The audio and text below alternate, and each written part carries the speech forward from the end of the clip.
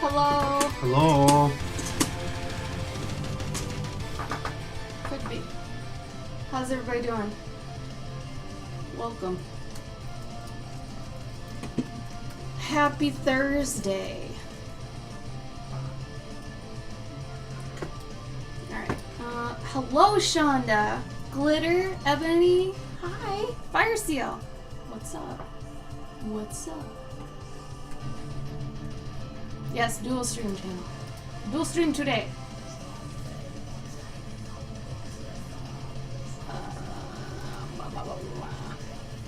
Seder Gabe returns. Hello. This is Glover. Gabe is leaning towards being called Bover in his Seder form. Glover. So he's identifying as Bover. So I'm not going to disrupt that if that's his thing. That's what he wants.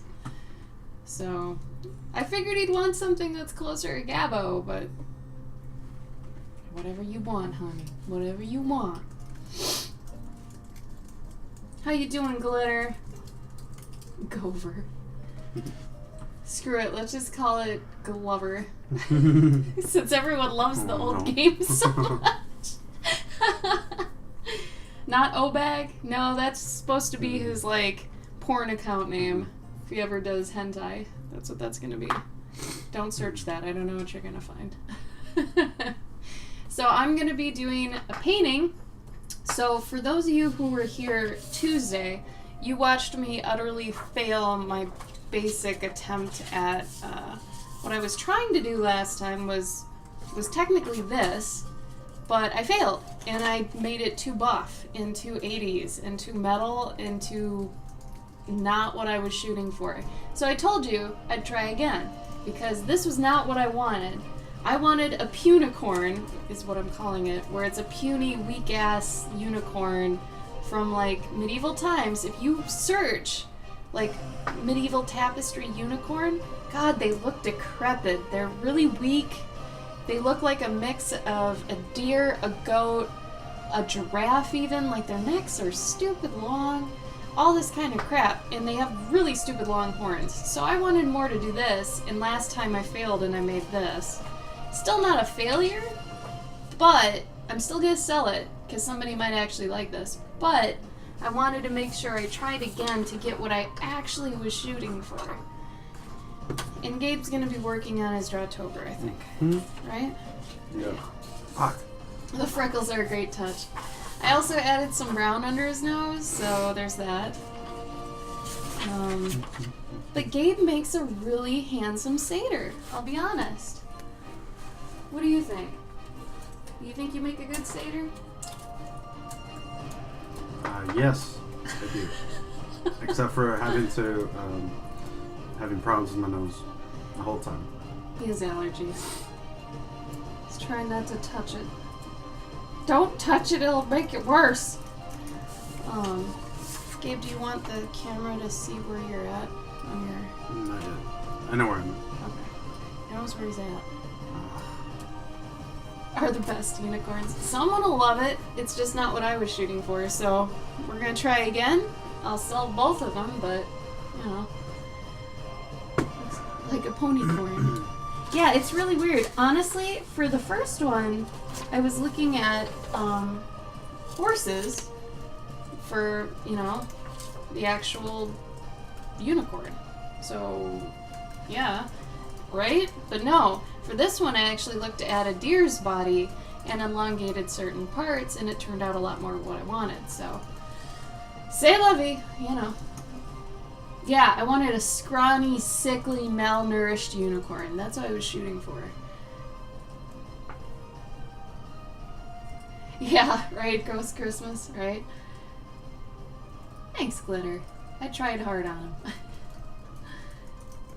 I know, Eliza, right? Gabe's always just been a satyr and we just didn't know. Welcome, Eliza. So Eliza, since you haven't been here for a while, we got another Eliza. So if she shows up, I told her we'd start calling her Osmo, because that's the end of her name. So many Elizas, apparently. I had no idea. Anyway. But yeah, like, if you want to do a really decrepit unicorn, make sure to use a deer for your main reference. And then just elongate their neck. They also always have these collars that are like crowns. And I totally dig that. I don't know what that's about. And maybe it's a form of slavery? I don't even know. Like they're chained as animals. But if you look at a lot of those medieval unicorns that were illustrated, it's weird, man. I don't know what's up with that. People must have thought they were real. I don't know. You do have claim to Eliza 1, and we let her know. It was like our faith situation. We had the same problem. Quick question. For the Papkins ATC book. Papkins ATC book. Would you be willing to donate a page from your coloring book to the thing? Yeah. Okay. Yeah, absolutely. She's gonna do like coloring. Does she want me to send the digital file or an actual page? I think she might be doing that, but I can send her a digital, be easy enough. Yeah, then that way, yeah, because she has like one coloring page, and I'm like, well, maybe what if you had more? And I'm like, I'll donate a page for my robot book, and maybe Ashley can. Oh yeah, I can donate more than that if she wants. Yeah. It's up to her. Maybe they wear the collar and be edgy. It's to get back at their parents, really. I mean, obviously, right? So, let's see. Okay, and apparently Saber425, who I think has been here once, is the new Stream King. Oh. So I guess that happened last time or sometime between then and now. I didn't even know.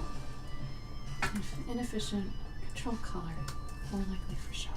Right? It's weird. Maybe they're imbued with magic. Who knows? Like, I almost want to write something around this because they're prominent enough where it's like, that had to mean something. You know? I don't know. I haven't done enough research on it either. Maybe it does mean something and I'm just... Maybe I don't want to know what it actually was, though. Anyway. Yay! Papkins says her! Hello, Papkins. Dum dum dum dum dum. Unicorn. Are you gonna start, or what are you gonna do? Yeah, I was talking to Papkins about her Kickstarter. Unicorn. So, to catch Papkins up real quick, too. So on Tuesday I did this unicorn, and it was way too metal and like super beefy, and I didn't want that. I wanted a really malnourished unicorn. So now I've got this one. It's super dainty and really breakable, and that's what I wanted. So we're gonna do this one today. And I'm gonna try to get away from those other colors that I've apparently started to lean on. And I think I figured out the problem. Since this was my third acetate painting, I think I've figured out what the problem is. So I'm going to attempt to remedy that by trying my new tactic. We'll see how that goes. Thank you for the bits, Papkins and Shonda. You guys rule. I'm digging. Yeah, Papkins, totally. Check out, if you guys want to see like the actual ones that inspired me, look up Medieval Unicorn Tapestry. And there's this one in particular, I should totally just... I'll link it for you because it's hilarious. Some medieval art really gets me rolling. Like, it's so funny. Because some of the faces people just could not do. And there's this one of this lady with this unicorn, and she's sitting with it. Oh god, am I gonna be able to find it? Yeah, and she's got... Oh, that's a small crop version. Damn. She's got a mirror, and she's holding it up to it, and it's almost like she's saying, here, you see? This is how messed up you look. And the unicorn's like, well, I don't know, I think I'm pretty hot. Mm-hmm. And it's just, yeah, this one. Oh my god. It's like, what is the purpose of this picture? And then there's this cat that's also in the picture, and it does not even look like a cat. Like, it doesn't even look like it's got front legs. They blend so much into this carpet. I have no idea what's happening in this picture, but I can't not laugh when I look at it. It's so weird. Funny. I'm a little fawn boy. Yes, Gabe is a satyr. I'm a satyr. We searched our insides and found out he's a satyr. And then they have to stitch me back up. It's true. He also has horns too, really big ones. But using those when you're drawing really sucks. Mm-hmm. So we're saving those for FairyCon. So at FairyCon, he'll be wearing his horns, and like I said, they're pretty big. They're big horns. So if you're going to FairyCon, you'll see me. You know You'll what? see. You won't see me. You'll see Bover. Boverkin. You might actually look like you're cosplaying that dude from fuck. Starts with a S. Has the satyr guy. Chick with the baby. Sage? No. What the hell is that called? That comic series, man. It's huge. Saga. Thank you. God, Yeah, I guess if I had to shave my beard though. Oh yeah. And Yeah. if you had your old hair, maybe. Yeah, I was actually gonna say Lion Witch in the Wardrobe, but that guy was naked the whole time, wasn't Tumnus? He Yeah, had a scarf. he? Hey, I don't ever want to Do see. you want fur pants? I don't ever want to see Do you want fur Professor pants? X like that again. No. Oh, Yes. James McAvoy was so cute Mhm. as him. He was so adorable. Scarves totally count. I mean, it worked for Piglet. Mm-hmm. And Piglet, we all know, was totally naked. At least Pooh had a shirt on. I mean, well, wait. Tigger was naked too. So was Eeyore. So was Rue's mom. I am gonna have horns. Yeah. Here, I'll go get Gabe's horns so you can kind of see what they look like. Sadly, they're not really nicely painted. I really wish they were. Oh, excuse me. We ain't got time for that. Hoof shoes? No. No, I'm gonna be behind the table the whole time. Gabe's my booth babe, you guys. So they're those, but I'm gonna stick them on like a medieval headband where they've got like so they don't move too much because these elastic bands, wrong way. They're not gonna go up, they're gonna go the other way. They'll go like this. But they're gonna be on a headband. So if you guys have ever watched Xena, he's gonna basically look like one of the centaurs from Xena, minus the 80s hair. Not hoof shoes, no. So the most we're gonna do is just go down to his waist. He's got a shirt and a vest that we got at Goodwill. Thanks, Goodwill. You can always find everything great that you need at Goodwill, for real. So we got him the shirt, the vest, the ears, the horns, and I just have to make him a headband, basically, and he'll be okay. Did I do something to Gabe's eyes? No, they're just that beautiful. The only thing I did was I gave him freckles. Normal zombie who happened to eat a unicorn's brain, and due to the way the nerves in the horn attach to the brain, it mutates. I've never heard of that. Never seen that one, yeah. So, what about maybe his enemy becomes a zombie that eats a dragon's brain? Oh. And then the dragon brain zombie fights the dragon or the zombie unicorn guy. And it's a medieval zombie something. Go for it. This is on you now. Ugh. But yeah, since Gabe's gonna be behind the table, you're not gonna see much of him. I don't even know if you're gonna see any of him really. Mm-hmm. But I figured since everyone else at this convention is always dressed up, he can have some fun. Plus, this really suits him. Out of all this like stuff I've made him wear, this is the best, really. The mullet's due for a revival. You know what? I think so. If it's like what was his name? Billy? Billy in Stranger Things? Mean, scary, abusive guy? Oh, yeah. That looked good on him. Yeah. You know, that was a good mullet. Or like Snake Plissken, he kind of had a mullet. Oh, it's just long hair. He just had his hair. What the hell's that guy's name? Kurt Russell? Kurt Russell. He just had that hair. Yeah, that's true. Okay. I do want to talk about something serious, but not right away. We'll wait a little bit. But don't let me forget. How are you guys doing today? Does anybody want to rant? Oh, I'd love a good rant right now. I've been,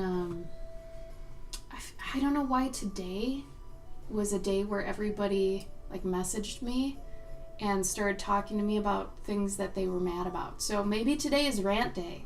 So if you got something to rant about, let's hear it. I want to hear it. Also, like, this really sucks. I got a paper cut right here. And sorry if I should have done a gore warning, but and then it ripped, so the skin ripped off. So now it's like on my drawing finger where I press like my pencil. It sucks. Anyway, sorry. Papkins, you here?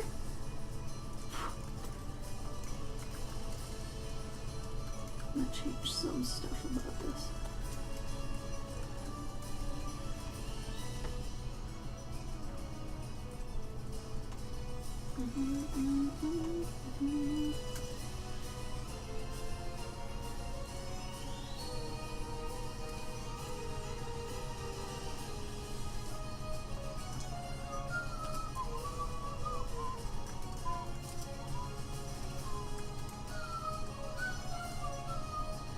I'm gonna turn this down for a sec, switch to another thing, go to the middle, put it back up. There we go.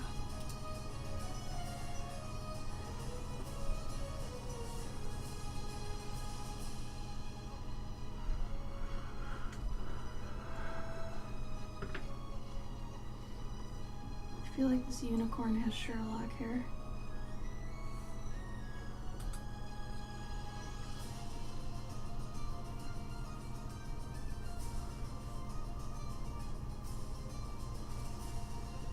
Papkins must have left. Gabe, which one are you working on today?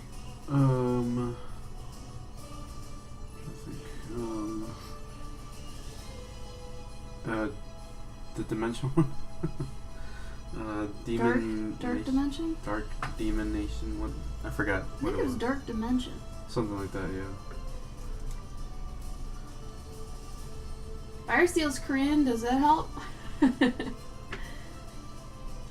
Seems that they are starting to remove all their weapons from the DMZ.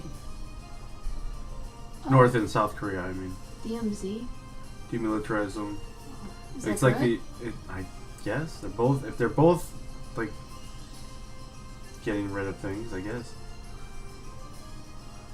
I wish North Korea was happy. Everything I've seen from that place just looks like everyone's so upset.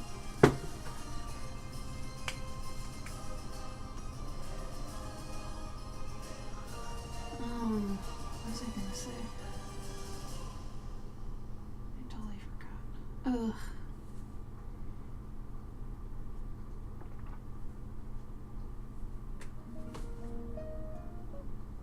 Oh.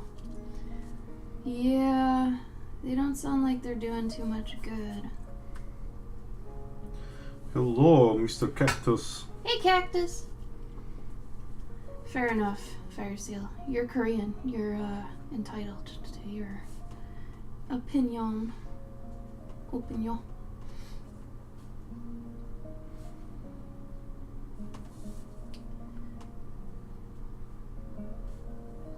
So I'm guessing Papkins isn't here then. I don't think so. Damn. I was gonna ask her if she wanted that digital or not. Did you tell her just to email me? I think she might have heard that. Okay. But I'll let her know. I think we still got some time. Cactus loves your freckles, Kate. No, thank you, sir. The existence of Doritos when trying to do the healthy thing. Fair. It's true, man. You know, and don't feel bad about actually counting out how many Doritos are in a serving. I count the Cheez-Its. I think there's, 27 Cheez-Its is 130 calories. If you're doing it and you're trying to lose weight, don't let anybody make fun of you. Because you know what? You're going to get healthy, you're going to lose weight, they're not. So, plus it helps with math. Mm-hmm. Let's be honest. I always get really good at math when I'm counting calories. I get even better at math. Apparently. Because she always asks me I what do. the numbers are. The first time I did it, I was alone when I was counting calories, so I had to do it myself. But now it's like, Gabe, what's this? What's this? I don't know. Oh. Fire Seal, have you ever been to Korea? Could you help Eliza out? Hey, Jazzy. Stay strong, Shonda. It's true. Jazzy's right. Hang in there. Do you have a Fitbit, Shonda? Curious. If you do, we could be Fitbit buddies. Because my Fitbit is a good thing. Bop, bop. I've lost 50 pounds with it in the past. Fire Seal cannot help. Well, what good are you? No, I'm just kidding.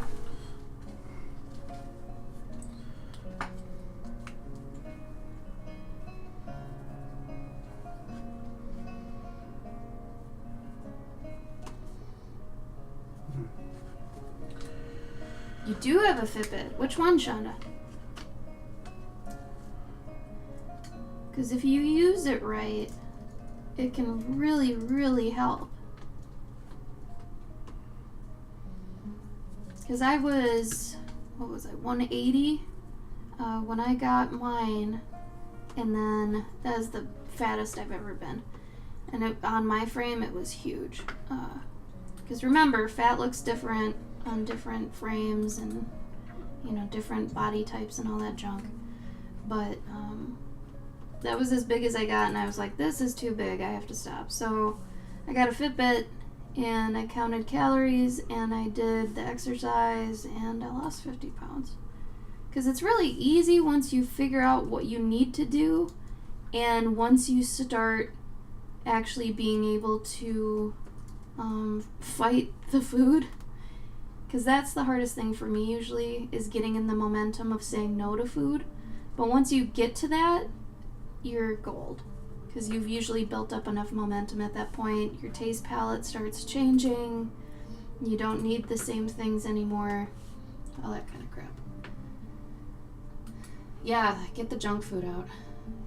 Sometimes what helps me, and I know this might be kind of counterintuitive, but if you binge on a bunch of junk food and don't have like any healthy food one day, then you get this awful icky feeling, and then you just want to eat good food for the next few days. So sometimes that works. It depends on who you are, I guess, but you know. Hello, other Eliza. Okay, we've reached the point of the two Elizas. So Eliza Osmo, I hope it's okay if we call you Osmo. And then maybe Eliza DC. What if we called you Elizard, like I used to? Because we also have the problem of two Casses. And we used to have two Faiths. So, you know. Or I'll just say your full names. One of the two.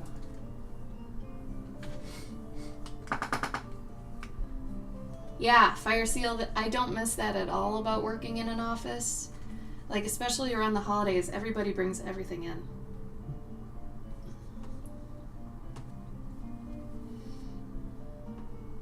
Need less waffles and getting back into DDR. Oh, Lord.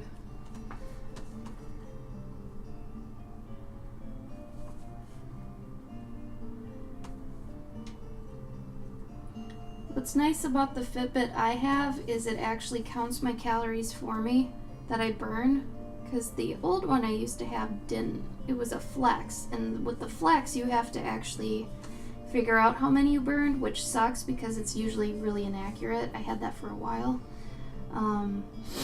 But once I got the Charge, it actually reads your pulse and can tell, so that helps a lot.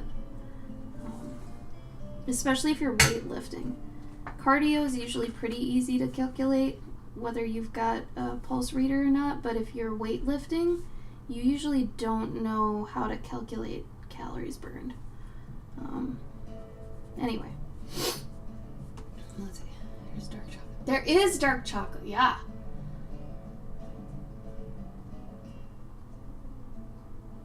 No, it's not Elizard, right? I always thought that too. It's Eliza DC. Flex. And there's. Oh my god. Jazzy, I know who you're talking about. I think they actually have shark in their name. And that is all they draw, is flexing sharks. I know what you're talking about. Monster Crayon? What? Crayon Monster? No, There's another guy it's that... Sketch Shark. Oh. Yeah, they also do these little fat bubble butt sharks.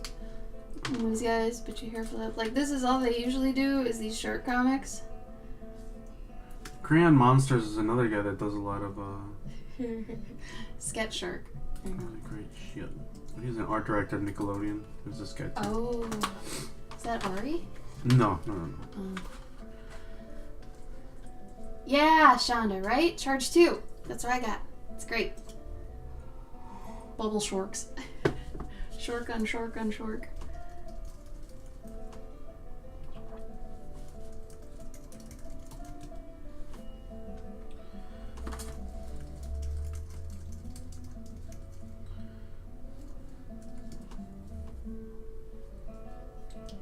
How come you guys don't have everything to rant about? Get angry. Oh, really, Jazzy? Yeah, figure it out. I'd like to know what other shark flexing there is. I think that's great. Well, I know if Mage were here, she'd have a rant. Because she told me about it, and then I told her to put it in the Discord. And she did. And it's about a tattoo artist that's basically taking credit for other artists' work and stuff. And we have a big problem with tattoo artists that don't credit original artists, or they don't even ask the people getting tattooed if they've either bought the rights from the artist to have it tattooed or asked even permission. So if you ever get something, like if you find something on Instagram and you want to get it tattooed, usually it's at least polite to ask the artist if you can. Most of us will just be like, oh yeah, go ahead, whatever, you know. Some people want a very specific tattoo made for them by an artist, and then they'll go to a tattoo artist and they'll get it tattooed. Some tattoo artists will not tattoo other people's work. I think Sean was like that. He always wanted to do his own thing, right? Where they're like, okay, I'm not taking this and tattooing this, but I'll make you something like it, you know, but it'll be my style. Because they have a way of doing their tattoos that they're used to, and they can't always make it look exactly like the art you give them, because they have a certain way of going about it. There's a whole process to it, that sort of thing. So if you guys want to see the whole thing, she put in these great screenshots and stuff, but it's one of those things. And this person has like 2.1 million followers or something, and what sucks is there's nothing you can do about it. Especially if they feel no remorse. You just gotta find them at that point. Well, at that point, you have to just educate people, you know, so they don't get tattoos from that person. You have to kind of smear their reputation, but that requires numbers. So that's one of those things where it's not good, you know. That too, Ebony, yeah. But like, if you guys ever wanted, like, let's say you wanted this tattooed on you, I'd be fine with that, because I already made it, and, you know, if you ask me, I'm more than happy, you know, because you asked me. So yeah, go for it. However, if you want me to make something specifically for you, that's technically a commission. So yeah, I'm going to want compensation for that. I'll make it for you. It's just yours, and you can go get it tattooed. But a lot of the time, people will just find something on Instagram, print it out, bring it to a tattoo parlor without even talking to the original artist, and be like, you know, put this on me. And so the original artist never knows anything like that. Because honestly, if nothing else, we just like to see our work as tattoos. I mean, wouldn't you? It's a curiosity thing, if nothing else. So that was a thing today. But it just more sucks that this person is like, no, and I'm not going to start asking for permission and all this stuff. It's like, oh God. Because that's a lot of asking, I think was what they said. It's like, okay, yeah, it is, but okay. Grids other people's work and just says inspired credit to artist. Has anyone made a book based on one of your books? Ghost, what do you mean by that? Made a book based on what? Like if they've seen one of my book of books and they like 3D make it? Like actually construct it? Because I've had people be inspired by my book of books series and then make their own book. Like just draw a book that's just themed. And that's cool. They usually say, oh, this was inspired by a Cloverkin series and blah, blah, blah. And as long as they give you credit and they're inspired by you, yeah, that's different. There's a difference between copying and inspiration, right? Copying is straight up, like, copying. It's 100% basically a replica, a recreation. Where inspiration, you take elements from it and you change them enough to make it your own, but, you know, you were inspired by it. You can't really, like, if anybody saw it, they wouldn't even really be able to draw lines back to your original inspiration because you've made it so much of yours, you know. Yeah, Cactus, you should call that guy out. That's crap. That's not what that's supposed to be like.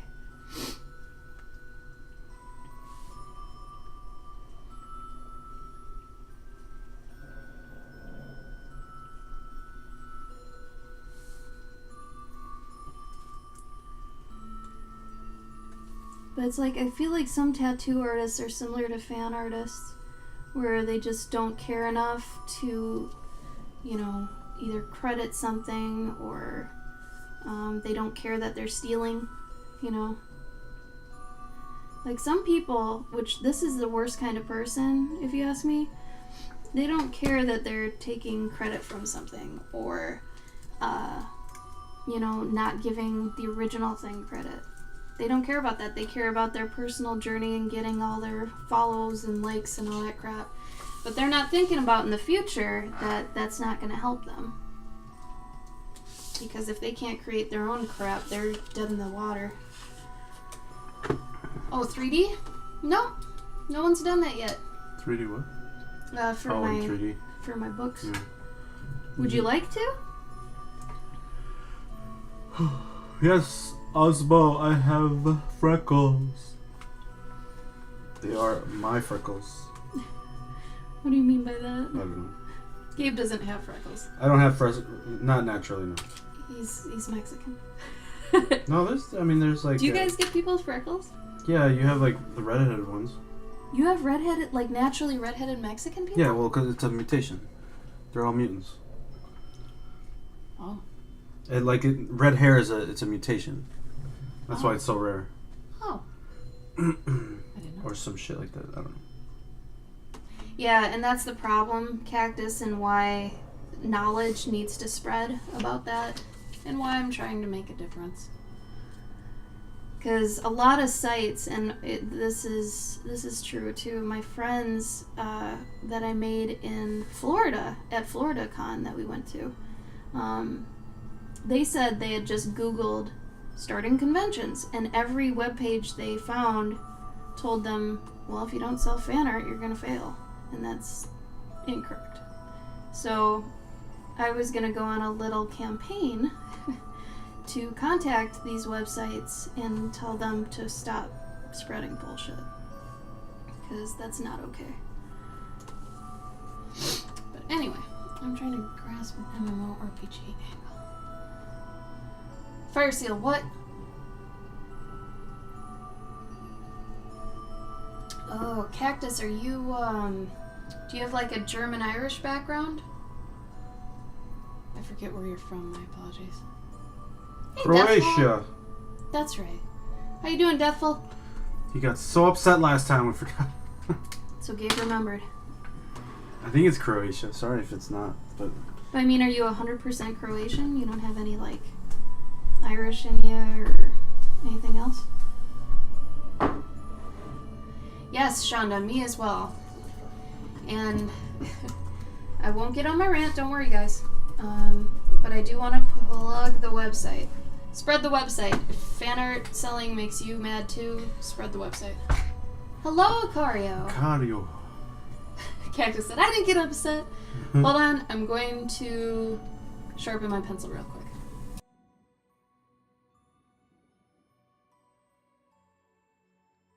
So like, wow, where you have a character customized and stuff. What about it though, Fire Seal? I missed probably what you said beforehand. Also, look. Oh. It's my little guy. It's Mr. Brew. It's Mr. Brew. Mr. Brew. This is the button. Oh no. No, It you're probably right. actually won't have glare. I'll probably laminate it so it won't have glare. I don't know. I think it's cute how it is. We're gonna try it. We're gonna try the lamination. But that's Mr. Brew. These are the buttons that I'm gonna be giving for Patreon. Yeah, so Look we have at new that. Patreon tiers for those that didn't know. And it's gonna come in a cool plastic bag like this with a mini comic that I have yet to draw. But look at these dope little Ziploc bag things. Great. And they fit right in there. This. Yes, it is Fire Seal. It is still fan art. See? Because someone at some point had to design all those bits to fit together. Yeah. So it's still pre-designed and you're still reusing it. Blah, blah, blah, blah, blah. Shonda thinks it's cute as hell, Gabe. Oh, thank you.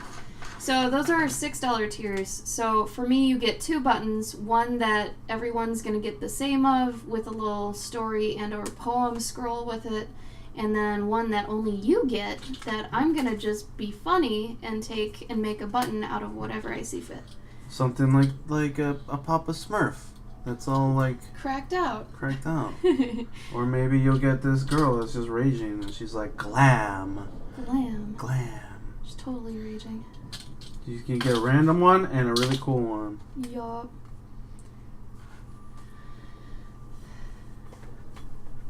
Yeah, it totally is Fire Sale. When are Patreon things going out? For which one of us, Jazzy? For mine are going out. I might actually. So if you, let's say for the new tier, let's say if you join for November, before November 1st, obviously, and you want the button thing we've got, either one of us. Gabe's are going to obviously be robots. Mine are going to be more fantasy-based creatures and stuff. Sign up before November, and we'll probably be sending them out either before we leave for FairyCon, which is before the 9th, or after we get back after the 12th. But either way, you'll have them in November. Yeah, it'll be before the turkey's done. Before the Basically. turkey's done. Yeah. If you cook turkey. Fire Seal, I think in the case of D&D, if it's just verbally or written a certain way, then there's still room for interpretation and it's usually okay. If it's an actual defined visual and you take that visual and you put it in something else, then that's copying. That's not inspiration. I would say if it's written or verbal, it's inspiration. If it's a visual that you take, it's copying. I don't know if actually. Oh, Jazzy said, I've been a Patreon.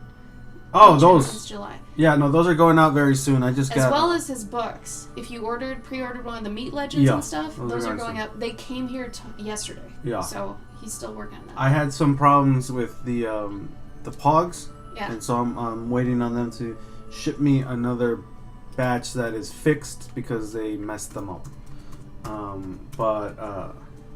So the Patreon rewards for the past 3 months will be going out next week. And Eliza DC, I do, or rather did. I'm trying to find a picture of her right now. But before I was fantasy, I was sci-fi. And I had a character named Digital. And I'm trying to find you what she looked like. I used to draw her a lot. She used to be on my blog spot. Let me see if I can find it. But yeah, she was my robo self, we'll say. But, yeah, I was heavy sci-fi for a long time. And I'm gonna blame that on the bands I was into when I was like 15. Let's see. Robots. You telling me I didn't even have a robot thingy? Come on. You guys want to see my old fan art? It's on my blog spot.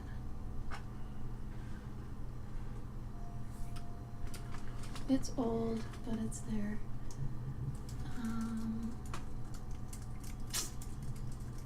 Damn, where'd I put it? Still searching, give me a minute. You know what, maybe I'll just give you my old blog spot and you can look through whatever you want. I had a Tron self too. Here was my Tron me. After I saw Tron Legacy, I got kind of obsessed. So I was like, oh, what would I look like in Tron? And I would have totally had the white outfit. For reals. Damn, I don't have it. Huh. Well, that sucks. I thought I still had her somewhere.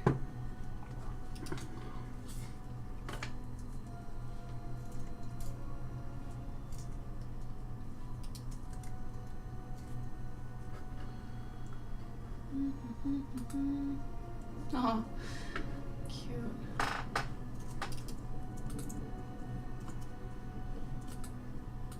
Yeah, I can't seem to find it.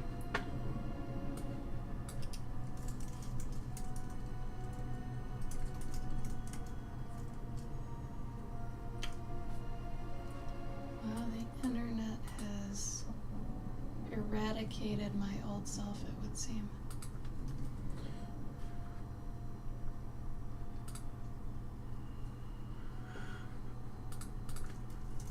That makes me sad, because I looked for it not too long ago.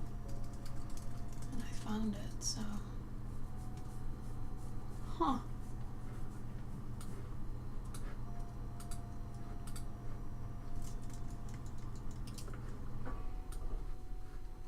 Oh, someone took my Sandman fan art and, of course, reposted it without any blah blah blah blah blah.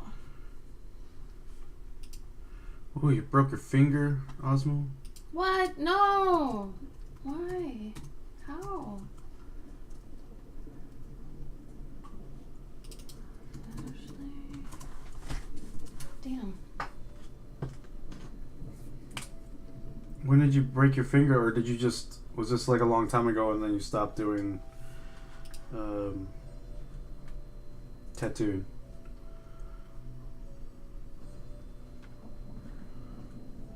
Oh, Jazzy, keep going. You can do it. Well, thank you, Defil.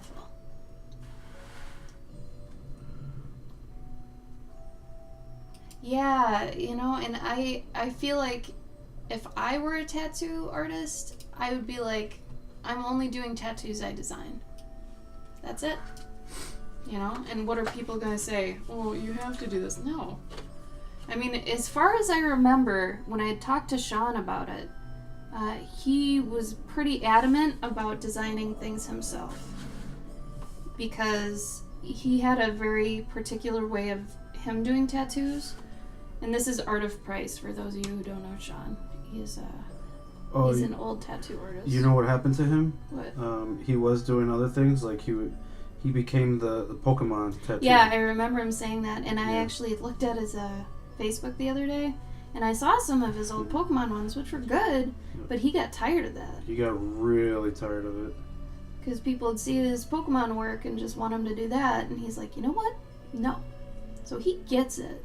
He understands that crap, like, it gets old, man. I'm telling you, nerd culture is getting so ridiculous. And it's like a certain amount of people are still, like, hard into it, but also there are people that are sick of it. Mm-hmm. And we see both kinds still at conventions. There are people that will love Batman till they're 80, and they'll still buy Batman everything, you know? But there are other people that are getting tired of it and that want something new. So that's your guys' chance to start getting your ideas out there. That should be really empowering for you. That people are tired. They want new. They want what you have. So let that be a lesson.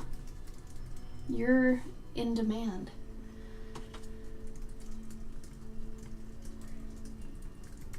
I think Cactus, they'd have to prove it to me that it was theirs. Because people could lie to you pretty easily.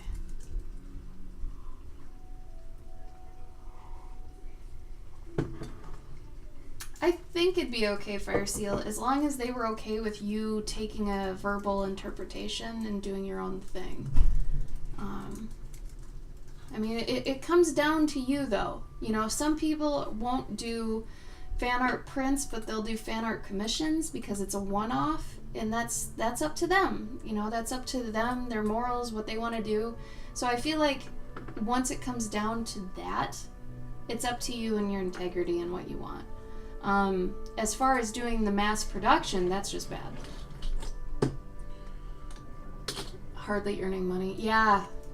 Osmo, I could see that being kind of a... I don't know. I've heard mixed things about tattoo artists, like from tattoo artists, how the industry is. But usually it's not a good thing. Like, I haven't heard... Have you heard any tattoo artists being like, yeah, that was great? Yeah. No. There's usually more nightmare stories. Sailor pens, $200 to $1,000 dip pens with gold nibs. Ooh! Art supplies don't make the art good. Thank you. So I put up a post 2 days ago, I think it was. But you know what though, Shonda?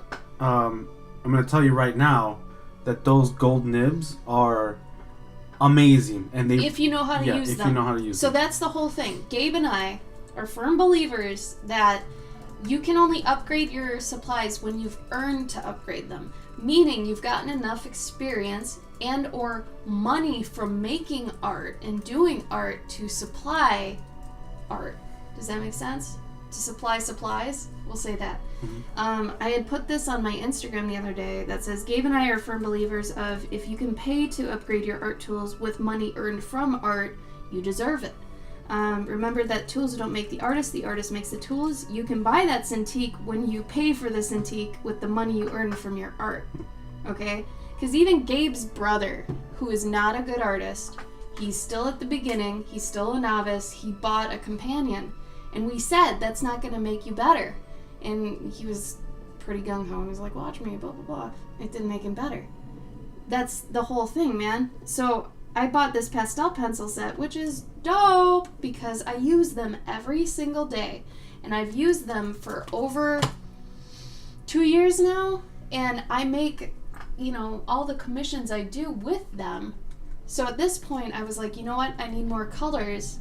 This is necessary now. So I upgraded from my little tin set I've got to this nice wood set that has like this little elevator for the second tier, which is super nice. And they're somewhere behind me currently, but because they're nerds. I mean, Fire Seal, another thing to be careful about is usually people with their MMO characters and stuff are pretty specific, or it comes down to almost being like doing wedding invitations and stuff, because people get very particular and protective. Unless you get someone that's pretty cool and they're like, oh yeah, you know, do your style, do whatever you want, I just want to see your interpretation. If they're saying that kind of stuff to you, awesome. Totally do it. But if they're being very particular, like it needs to have this, this, this, this, this, this, this, then be like, okay, but, you know, you might want to charge a little bit more for that. But anyway. Oh, bye, Glitter! Bye, Glitter. Oh, thanks, Shonda. Hi, Coda. Exactly, Cactus. And I tell people, don't buy Copics right away if you've never used markers. Buy cheaper markers. Buy the Prismas. I still love Prismacolors to death. And I would keep buying them, honestly, instead of Copics, because I like them a lot more. The only reason I'm going to be switching to Copics is when I run out of all my Prismas, it's cheaper for me because I use them so much to actually get markers that come with refills. If you are starting markers, you do not need Copics right away. They're expensive, you know? So make sure you even like markers and you use them a lot before you go to Copics, because it's a money sink. Really, it is. Bye, Seal. Oh, God. I got you, Osmo. It's okay, Jazzy. Did you just Google Swole Shark or Flex Shark? I'm sure you did.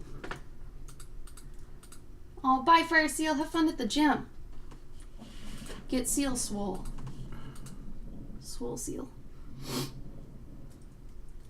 Okay, so before other people leave, I want to talk about the kind of dark thing that I mentioned earlier. It's a little bit more heavy, but I think it really needs to be said, as some people are too nice for their own good, okay? And I don't like seeing people getting taken advantage of. And instead of being cryptic, we have friends, and I've even had this issue before, where you have people come to you that you show them a little bit of a nicety, right? And then they think they can talk to you about anything. And then they spill onto you, oh my God, okay, so I've got depression, I've got anxiety, I've got all these problems, and they just, totally come to you for their problems. You have to let them know pretty early on that you're not a therapist. You'll be there to comfort them, but you're not there to fix their problems. And you need to let them know that, and to actually seek out either a therapist or a professional that deals with this, because, if at any point you don't do that and you fail them, which really is up to them to decide if you failed them or not even you, right? You could be in trouble. And not only that, but some people will take your niceness too far and will sometimes stalk you or do really creepy things, or they'll get in love with you and find out where you live and stuff like that, and get really creepy and scary, and in the worst case scenario, they might kill you. I know, it's kind of extreme, but this is a thing, and I've experienced it in my past. Gabe's seen it happen, and we know friends who are very nice people, and they usually lend a hand out to people like, hey, if you need something, talk to me, blah, blah, blah. But remember to protect yourself, because there are people out there that will take advantage of that and will exploit it hardcore until they get to you. And you don't want that. You gotta be safe, be careful, okay? It's important, because sometimes you'll get, like, even with Patreon, I get afraid because it's important that you don't use your real address, okay? If you have a Patreon, either get a P.O. box or write a return address that isn't your real address. Like, maybe use your work's address or something like that, so that if at any point any of these people feel like you owe them more, or they want to find you, that you have means of protecting yourself, especially if you're a woman. I hate to say it, but especially if you're a woman. And if you're a guy and a woman is nice to you, that doesn't give you free reign on anything, okay? Gabe knows guys that are the nice guys, right? Mm-hmm. I mean, what would you have any advice for guys that might take a woman's kindness too far? Yeah, it sucks because if you don't know how to talk to women, then any kind of niceness from a lady might seem 100%. 100%. Every time a woman is being nice to you, it doesn't mean shit. It just means she's being kind. It's just being kind. Think about it if, like, a guy was being nice to you. If you think that something's going on, have somebody do recon for you. Or just ask her. Be like, hey, okay, so I don't want to be confused or anything. And usually women like someone that's this forward, too. Just get out there, and then don't be hurt or get weird if she says, oh, no, I was just being nice, man. I mean, you're a good guy. I'm your friend. That's not friend zoning, okay? That's us telling you our intentions. That doesn't mean you're, not dateable or something and you don't get hurt and crap like that. Like, you can't take that crap personally, It's so weird. Like, and I'm not saying all guys are like this. There are great guys out there. Obviously, there are great guys out there. But some... Well, I think the problem, too, is that some of the ones that you try to tell this to... they get angry. It's gonna fall on deaf ears, because to them, like, I'm talking about the people who do have psychiatric problems. Like, you could tell them this until you're blue. Yeah. But you could tell them, yo, don't do this, but they're gonna keep doing it. And that's when it can get scary. When you tell them this, you tell them your intentions, and then they take it too far, and they might try to find you, like, oh, I'll prove myself to you stuff. And that's when you hope you didn't give them your address and stuff like that, because it can get really scary. And we just want you guys to remember that. You know, keep that kind of stuff hidden if you can. You know, don't give out too much of yourself to strangers online. If they seem like they need help or anything, you know, maybe give them a couple suicide helplines or something like that. Like if they need that sort of stuff, but let them know you are not a therapist. You are not a professional. You know, they can't come to you expecting help in this sort of manner. You're not qualified. And usually, like, I used to be more of the, oh yeah, come to me if you're sad and blah, blah, blah. And recently I've gotten really hard. And I'm like, yo, I cannot help you with this. I'll give you resources. But yo, man, I have no idea, and I don't have time to honestly deal with this. I really don't.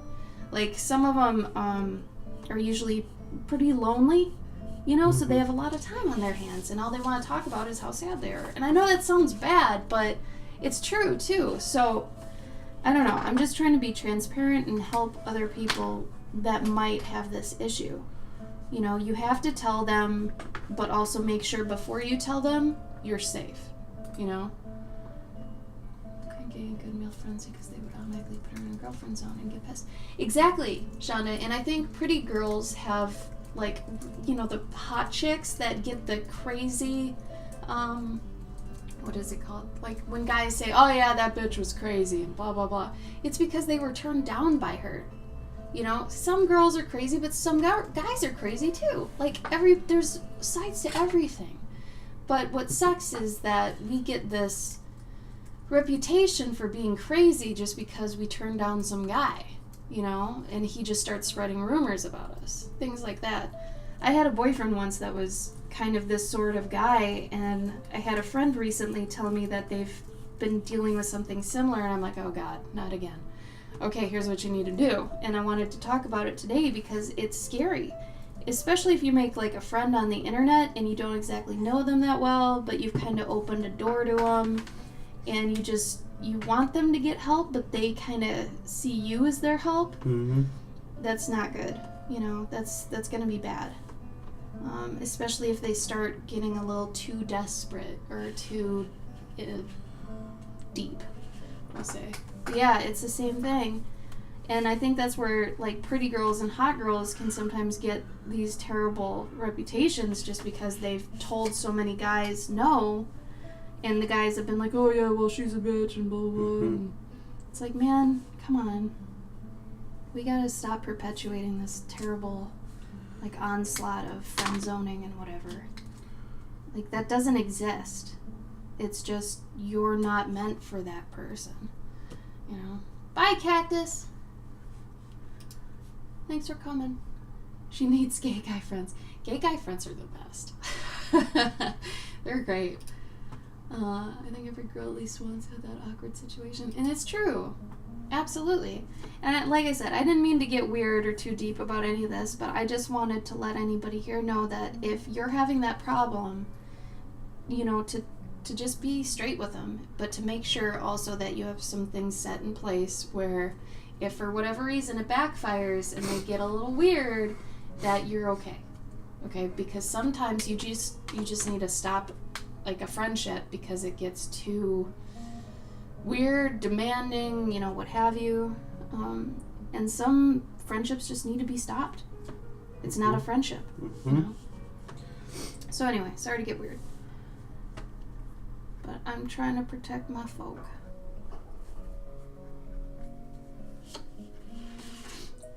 What's everybody doing right now? So Gabe, what was your idea for this one? He summons the portal and... There's like a warrior inside the monster's mouth, and he's delivering a sword. Oh yeah. Yeah. To the warrior, right? Yeah. Yeah.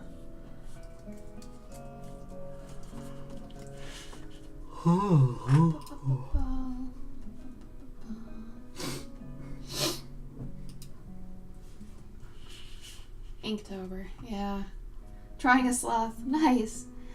So, I think I got what I needed to out of Inktober. I'm not saying I'm giving up or quitting, per se, but since my series has kind of come to its, I'm going to say, full fruition, I've got enough books for my book, and I'm honestly super running out of ideas at this point. I've been doing it for 4 years straight. Every Inktober, I do at least 30 books, and, you know, I'm like 5 days behind at this point, but I can't figure out how to do the last ideas I have, because I like to make them clever. So if I can't figure them out right now, and I'm pretty sure it's because I'm under a ton of stress too, but I might do them later when I'm actually making the book, because I'm thinking I might get like a little bit of maybe inspiration while I'm going through and actually compiling the book, to figure out how to do these last couple ideas I have, because I still want to do them. It's just right now I don't have any not inspiration, but clarity, I guess, on thinking straight, because I'm trying to worry about FairyCon right now and the 8 commissions I'm trying to finish before I go to FairyCon. So it's an excuse, yeah, but I also don't really need it. And remember, we talked about the other day to use Inktober and Drawtober, whatever Tober you're doing, as a means to get somewhere, right? You're doing it ultimately to either start a habit of drawing every day, but Gabe and I already draw every day, so I was using it to get more content on a daily basis for my book, which I'm over 100 easy right now, so I think I'm okay. And Gabe's going to be making a book out of his. You didn't finish it last year. I remember that. I didn't. But you will finish it this year, because you have good ideas for this one. Last year, Gabe was really ambitious. He was doing a full comic, not even like these little comic panels you see him doing now. He was doing like full pages, like 10 panel comics every single day, on top of having actual comic work. So you kind of set yourself up for failure. I did, yeah. Yeah, and we knew that. Oh, not to mention we were in England for like 3 weeks. Yeah, so. we went to Europe for like 2-3 weeks last year. Actually, this exact time we were in Ireland. So, I mean, remember that your Inktober is between you, and you're not trying to compete with anyone else, because that's just futile, and there's no reason to do that. Really. It's with you, your situation, what you know you have to do, what you want to get accomplished or done. It's just you. And that should kind of give you less pressure, I feel like, knowing that it is just you making the rules. Then again, if you're as hard on yourself as I am on myself, it's almost worse. But, you know, at least you can still get something out of it, right? The books have been super clever. Thank you, Shonda. And you can probably tell why it's hard when I can't get inspiration for it. I have the motivation for it. I draw every day, right? But it's like example, I have a flower book that I haven't done for all 4 years because I can't figure out a nice, clever way to do it. I do not want to just stick flowers on the cover of a book. That's super lame. And if you've been following my book series, you'll know that I usually do like to engineer something, like actually engineer something. So the fact I can't figure this out has been driving me up the wall, but I know at the same time I don't have the brain capacity to allow that much to be taken by that when I have actual work I have to do for people. You know, when you got 50 people on your back wanting commissions now, it's tough. Anyway, Minecraft, making Nether a bit safer when traveling in the fortress. Oh! How have your days both been going today? 8 commissions is pretty normal for me. My entire commission board, I have about 20 for every month I have to do in the next year. I'm a commission-based artist currently. I started a business, and my commissions are based around a certain idea, a certain gimmick, if you will. And at every convention, I get about 20 of them. So I usually tell people, okay, it'll be done in a year at this point. There's a year-long wait for my commissions. So I have like a whole section of my board that says 2019, and in every month it's got a chunk of commissions that I have to have done by then.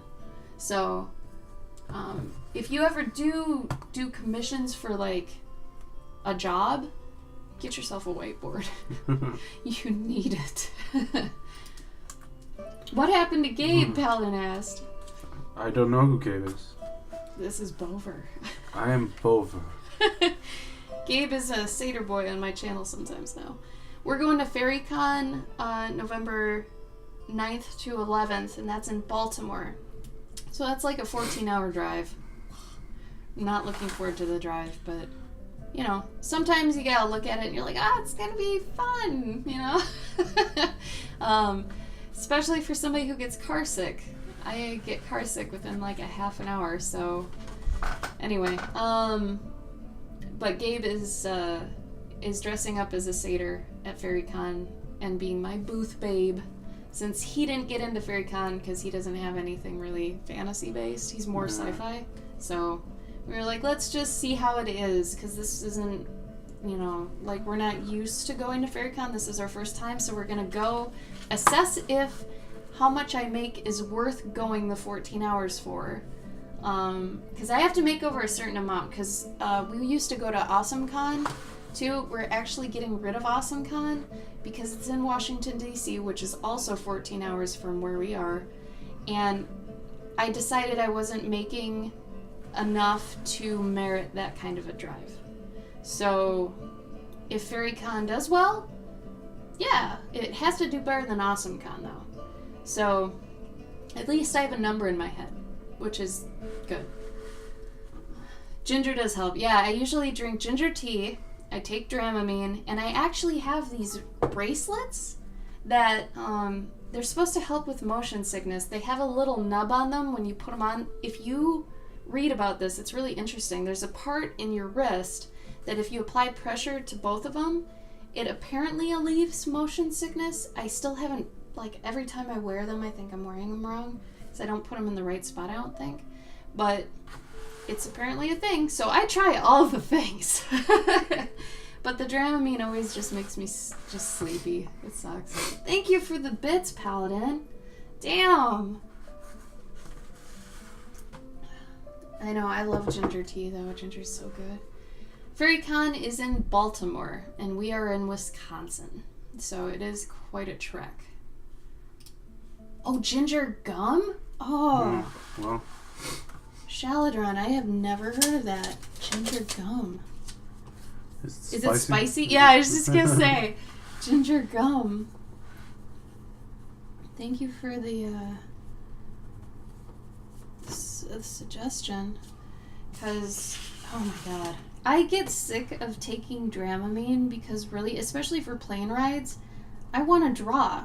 And I can't draw if I'm barely awake. And I get the less drowsy Dramamine because the natural stuff doesn't actually do anything, sadly. So there's three kinds. There's the full Dramamine, there's the Dramamine less drowsy, and then there's Dramamine that's natural. The natural one doesn't do jack for me. The regular one knocks me out for like 4 hours. Like, I'm out. The less drowsy makes it so I'm awake, but I am not able to do anything. So it sucks because I don't get motion sick when I drive. So usually when we drive somewhere, I drive for the first as much as I can. And then when we switch, then I take Dramamine and then I'm usually down. So that means I can't drive again for the rest of the night usually, but yeah, ginger's good. I do like ginger. However, I noticed if I add too much to this one noodle dish I make, it actually makes me nauseous. Which is weird because ginger's not supposed to make you nauseous. It's supposed to help with nausea. But for some reason in this one thing, anyway, it must just be too much. Okay, so I think I'm ready to start painting this. And I think I'm going to do the same thing with this one that I did on this other one, where on the back side I did gold, and on the front side I did the gold too. So this was the unicorn I did the other day, and I really wanted what I was calling a punicorn, which is like a weak, malnourished, super just medieval tapestry unicorn. If you Google that, you'll see what I mean. They're usually like a cross between a deer, a goat, a giraffe, a lion in some areas. Sometimes they continue this mane all the way around and connect it to their normal one. Looks kind of crazy. But I wanted something more sickly and elegant and whatever. So that's what I got. Also, I wanted to do flowers or something. Oh, thank you, Paladin. I appreciate that. Did you pick a Patreon tier for your thing? Oh, thank you for the sub! You didn't have to do that. I don't have my sub-shrub around. I don't know where he is, but we're packing to move in November too, because we just like making things complicated for ourselves. But if you want to ask me a question, like a yes or no question, I have my Hello Fortune, I call it. I got it at a Goodwill. And I can answer it for you. Oh, wow, Ebony. That's gotta be really spicy, though. Just raw ginger that you just chew. Ooh! You're brave. Aw, Paladin, thank you. I appreciate that. It's very nice of you. I wanted to do some... You know what? Maybe I'll do... Hold on. Sorry, hamster wheel's going in my head. That's a sticker sheet. That's not what I want.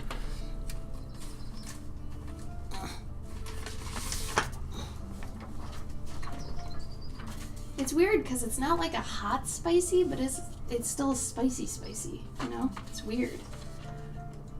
Has it, Paladin? Hopefully a good crazy. Yeah? Maybe? We have a hamster too, Coda. Usually we have it on the stream, but his sleep schedule's kind of messed up currently. I usually have a ham cam that I have up. Let's see.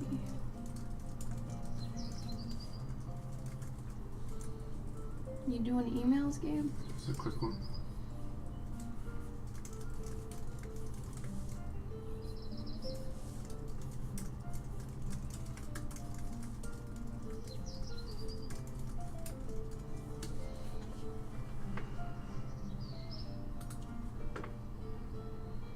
Yeah, I don't want to do that though. More positive than negative. That's good. That's always good.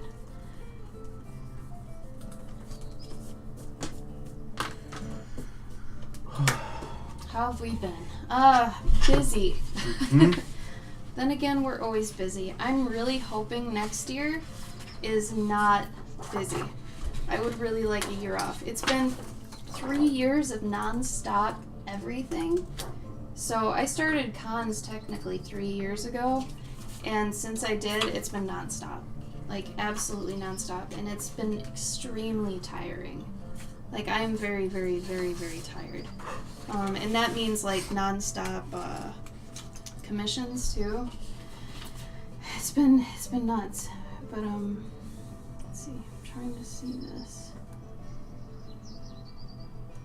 All I want to do is play Dark Souls. Gabe just wants to play video games. And I haven't been able to play video games at all. And I think video games are fine, as long as they're not taking up time you need to be doing other things. Dark Souls is not a video game. Dark Souls is life. It's true. You've been very sucked in by it. And I haven't even really been. It's just, I'm starting to see the beauty in it. Tomorrow we will not be streaming. Nice. We usually stream Monday through Thursday. So next week we will be doing Monday, Tuesday, Wednesday. There's a Wednesday in there. I stream Tuesdays and Thursdays. Gabe streams on his channel at the upper right if you want to give him a follow. He streams Mondays and Wednesdays, and I'm on his streams. He's on my streams. But yeah, he's Monday, Wednesday, I'm Tuesday, Thursday, and then the rest of the weekend we're not usually streaming anymore. But yeah, Coda, feel free. I mean, I hope you have fun at least. Meet up with your friends. But I Have might fun. be streaming Dark Souls this weekend. He might be doing that tonight. Who knows? Yeah. I'm actually like my heart gets racing when I play it. It's Good. frightening. Yeah, but at least. So here's the thing: when Gabe plays Dark Souls, he makes sure he earns it. Mhm. Which, when you're doing freelance and you're doing art for yourself, you have to make sure that your time is well spent 100% of the time. So at least when he relaxes, he's earned it, you know. Here's where I found the recipe. Ooh, thank you, Shonda. I love recipes. Oh my god. I love to cook. I do. I started playing The Witcher with Mini P, but only managed to get around 30 minutes a week. Ah, Oh, The Witcher? poor Paladin. Oh no. Ebony, reading is much better, so good for you on that. That's great. That's a trigger word for me. Oh no, Asma, which one? Which word? Witcher? Witcher or Dark Souls? Most punishing game. It is. I read a thing that said, oh god, what was It's the... actually not. Like, I have worse time with Overwatch. Like, I'd much rather play Dark Souls than Overwatch. Well, Dark Souls makes you earn it. Dark Yeah. Souls is very much like an old school video game, Mhm. like Mega Man. Mega Man made you earn it. Yeah. It made you want it really bad. So the fact that Dark Souls exists, it really appeals to that side of those of us who grew up with Mega Man, where there was no easy mode. You know, it was you do this or you fail it. There's no difficulty level. And the guy that made Dark Souls is like, no, I'm not giving you difficulty Uh-huh. levels. No, you have to earn this. Like, there's parts where, like, you see a dude from afar and you're like, I'm not going that way. I am not going that way because right now I'm not ready for that. I know I'm not ready for that. But then, like, I saw one dude and he came out and he was, like, giant and he was all, like, armored up. That dude last night? Yeah, and he had, like, a giant shield that was as big as him, and I ran. But then I was like, no, you know what? Screw this. It's psychological. Man. Yeah. And I'm like, I that's can't why let it's this cool. can't let this dude mess with me. And I brought him down, like, to maybe, like, half power. And really, it's just, you just got to keep your cool. I think that's the thing. You have to pace, and I Yeah. think that's the problem with newer people doing it, like younger people. Mm-hmm. They're so instant gratification most of the time. It's like, well, I can't beat him, Yeah. and that's the end of it. It's like, no. you How do I have look to- up? How do I look up how to beat him? Do you know how to grind? All right. It's like grinding. You have to pace yourself. You have to, know when to hit them, wait for the next phase, Uh-huh. and then go back at it. Because, I mean, I remember the Final Fantasy battles where it was like, 7 different phases, and you had to, like, okay, now I go hide for, like, 5 minutes. Mm-hmm. Then I come out, and then I gotta blah, blah, blah, blah, blah. If I miss that, then I gotta do it all over again. It's Oh, a thing, man. Yeah, and like that in that first, like, major battle in Final Fantasy VII, they're like, look, watch the laser tail. Watch the laser tail. Don't attack it while it's using his laser tail. Mm-hmm. So yeah. And the Omega weapons, I like Oh, that they were there Yes. for, like, when you wanted that challenge, Mm-hmm. and you were like, all right, let's do this. And they were there. Like, Ruby weapon? Oh man, Yeah. there's the one underwater. Yeah. How many were there? 4? I think there were 3. Were there? Only Yeah. 3? I think so. There was one in the air. There was one. There was a one. Ruby. Isn't there an Ultima? I think he might have been in the water. But I think the first one that you fought was in the desert or something. I don't know. There was a desert one. I do remember a desert one. Maybe that was Ruby. See, I can't even remember at this point. The art grind is life at the moment. Good, Shonda. Should be. Should be a never-ending grind. What about Skyrim? Oh, Paladin. I love you. I'm basically. I'm like, meh. I got him into Warcraft. No, I think Dark Souls might be the next thing that, because you can pick it up and play. That's the other beautiful thing about it is you can pick it up and play it for like an hour, and just sort of grind and like get your experience up, and then maybe you go a little deeper into the dungeon. But otherwise, you can play it for an hour and then come back. Oh, shit.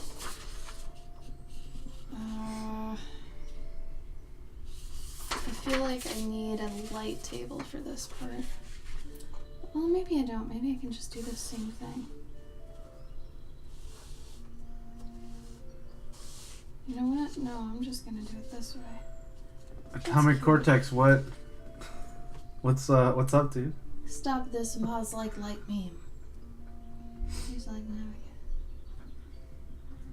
So, that's really random. I know what you're referring to, and I actually like that meme, sir. Yeah. It's a cute meme. Also, And- I don't think it's a meme. That's a. No, it's a meme. There's a meme. Oh, is there? Yeah. Oh. So Moz like light because it looks like the moon and stars, and they have that navigational thing. So yeah, they are going for the moon because they think lights are the moon. So, I mean. Therefore, they do like lights. Yeah. And what do you mean we? You think you're a moth? Huh? Mm-hmm. You don't know what a moth With an atomic is. cortex like that? I don't know. What is Japanese guro? Guru? What? Guro. Guru? Guro. She wrote guro. Is that like Japanese horror? I don't know.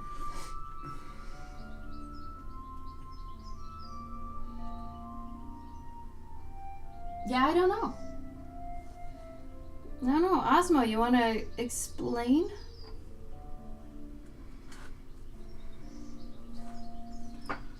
You see this fat piece of shit Ooh. on the screen? What is it? Is it a Hamu? No, it's a raccoon. Oh, you're doing the plant one right now. Mhm. What's the ending? I don't know yet. Okay, don't do it until we talk. Yeah. Bye, Jazzy. Bye, See you next Jazzy. week. I hope you recover from the skeleton underground. He's scared of going in a dark room full of ghost children. Oh my God! What I was just gonna ask. Has he played Dead Space? And he has, but he's afraid of that game. Okay. Hey, Danny. Hey, Danny. Osmo, is it like is it technically like oh my God, why am I blanking on his name? Junji Ito? Like that sort of gore? Was that all comics or did he have animes too? I think it was all comics. Uh-huh. I don't remember an anime. Don't Google it.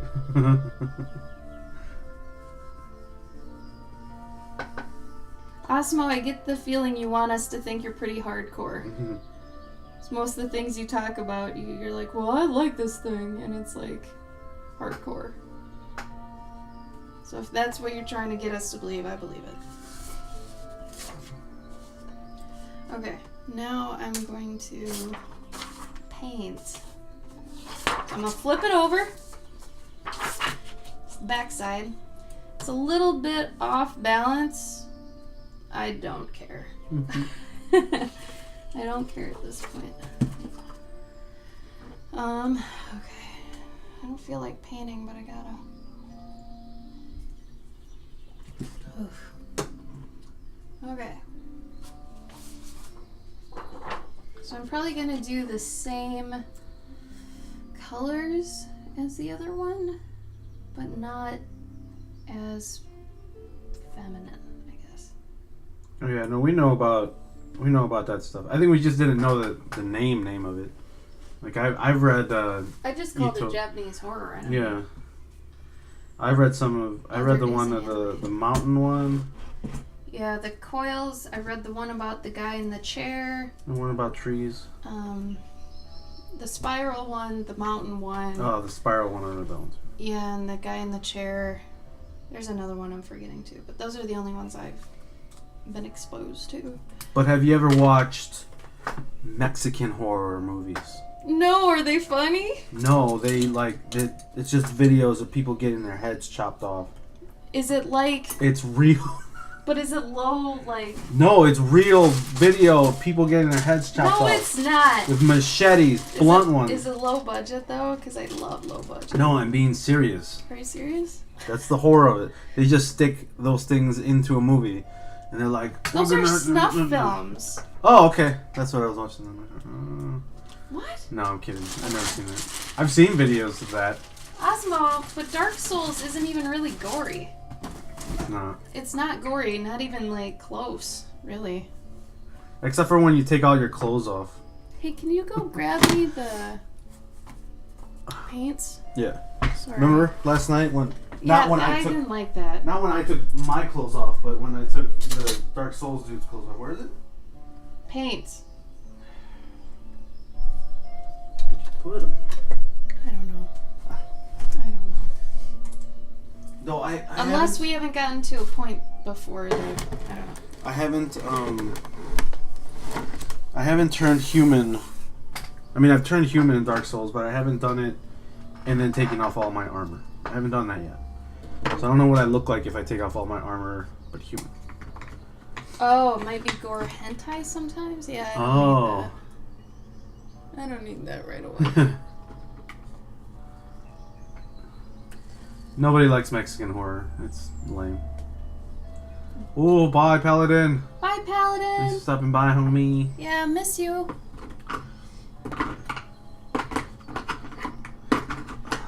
Oh, come on!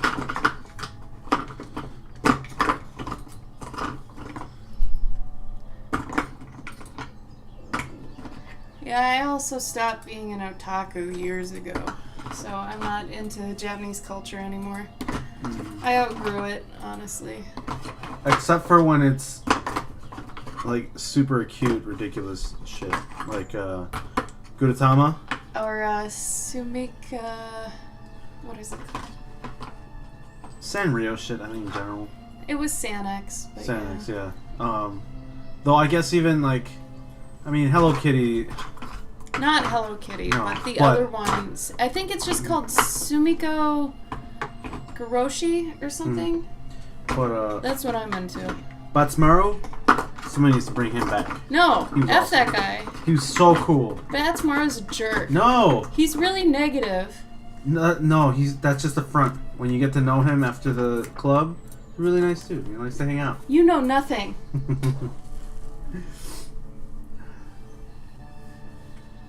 I don't know what Bunny said. What's the yeah, I don't know what that is, Bunny. Probably Eliza. Yeah. Well, wait, when you say old school, are you talking like our age? Oh, yeah. When you say old school, I bet you mean when we were younger. Yeah, because remember Eliza Osmo, I am 38. I am 32. We are not youths. If you want to talk old school, I'm talking Bubblegum Crisis, dubbed. Evangelion, Trigun, even further back though. I'm talking Dragon Ball on VHS tapes. They weren't dubbed even; they were subtitled.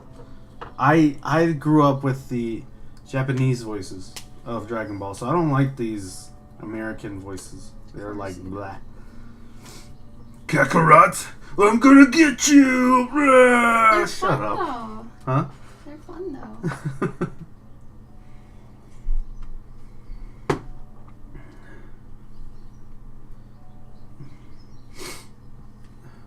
I think kawaii can be artistic. I think it's there's a Oh, Eliza's almost 30. oh okay. There's almost like a genius behind the way that they have to design these minimalistic like. Oh, there absolutely is. That's Yeah. why a lot of the time I'm much more a fan of simplistic stuff, because overly complex things usually have more room for error. Mm-hmm. And people usually cover up a lot of mistakes with detail, and I'm not about that. So I would much rather see something simplified because, it's very, very bold, and it has to be very confident and correct most of the time.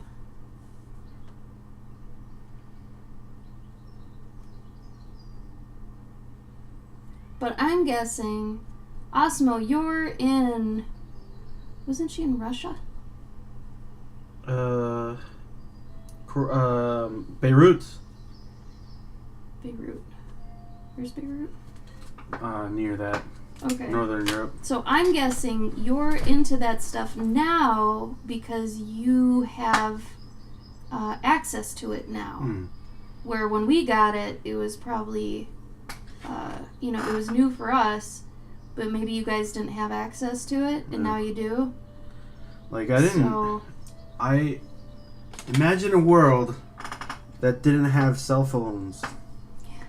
We didn't have Twitter. I remember when Google... Stop it, you're scaring the youth. When Google became a thing. I do too, oh my god.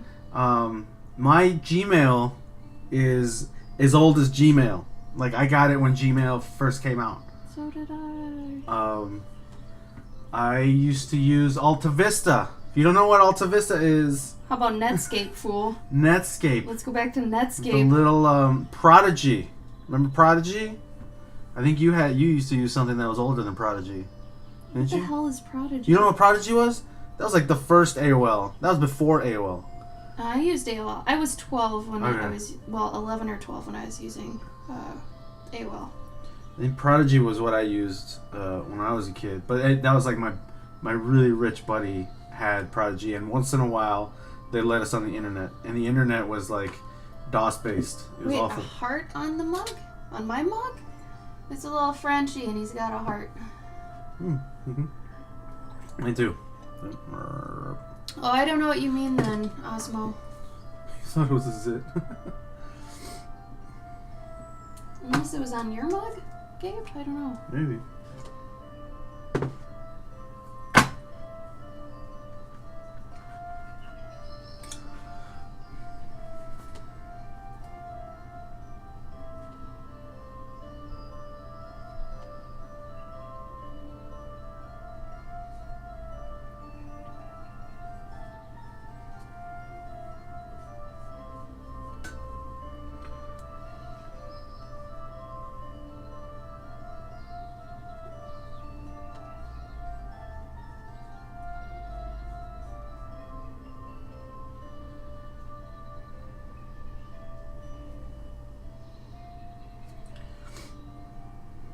Prime Co. Does anybody remember Prime Co?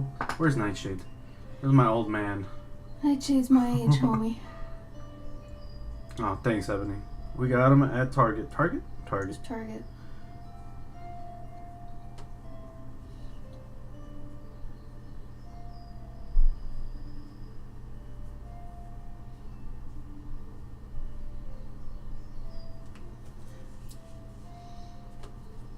Hey, Emily. Emily. Movie night. Heck yeah, what movie? Real quick, what movie?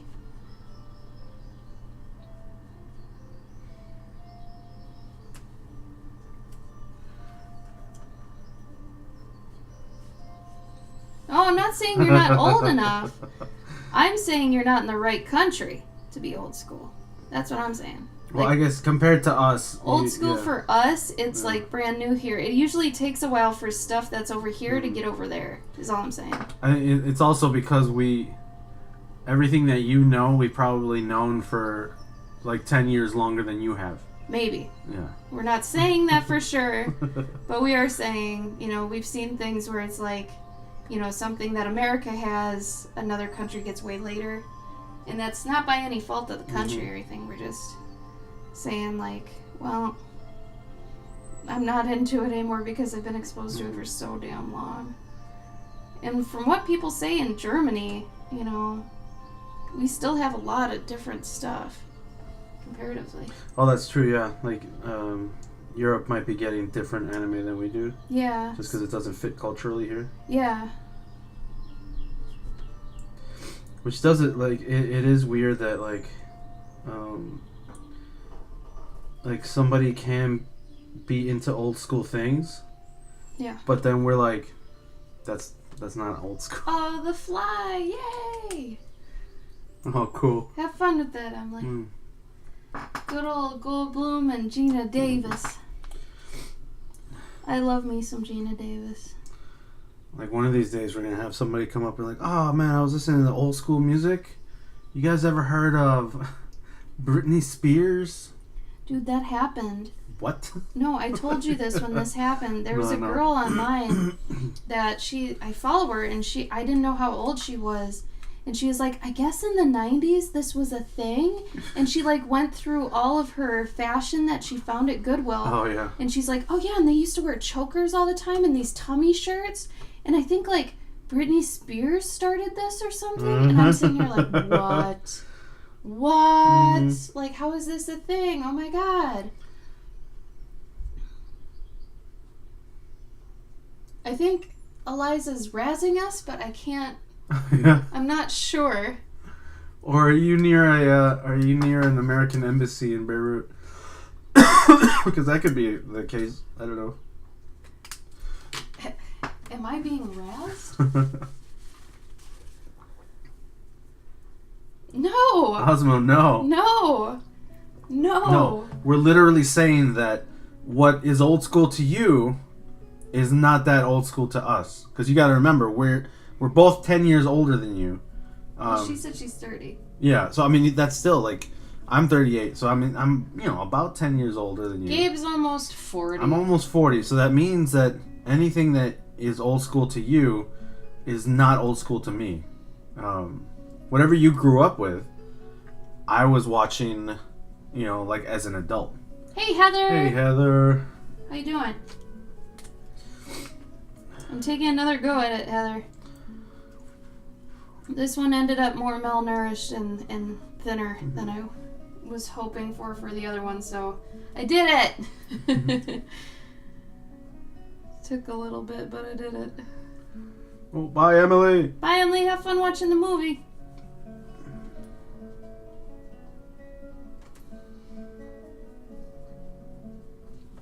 Yeah, so Heather, I noticed that you draw those a lot too, and when I was looking at the old tapestries for the unicorns and stuff, they all seem to have them. Have you read, because I figure you've done a lot more research on this than I have you figured out what the crowns mean? Because I noticed they're really prevalent in lots of, like, unicorn depictions, but I have no idea what they're about. And sometimes they even have a chain, like, on them, so it made me think they're a form of, like, collar that they kept the unicorns on. Is that true? Osmo's 27. Oh, so you're even younger. So you're 11 years younger than Gabe. No. No, we're not making fun of you. Yeah, no. We just went through our anime otaku phase and we're kind of over it. That's all we're saying.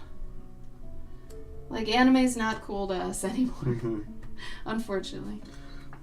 Yeah, Heather, I want to know. They wear the crowns because they are so powerful and needs to be controlled. Okay. Whoa. So they do have some sort of mythos tied to it. Because I was looking at these, I'm like, this is everywhere, so there has to be something, to do with this. It was crazy.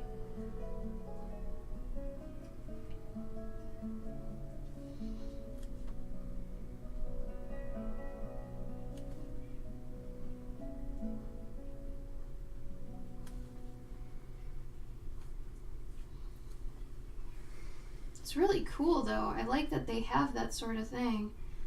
But my favorite picture that I found, Heather, and you've probably seen this in your unicorn journey. Is this the one? Oh, damn it. I gotta go find it now.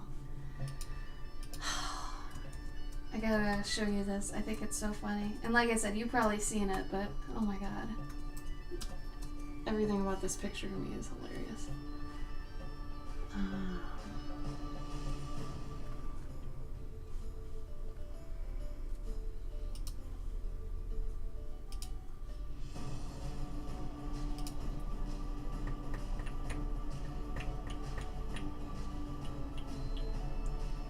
Oh, this is where it's not cropped.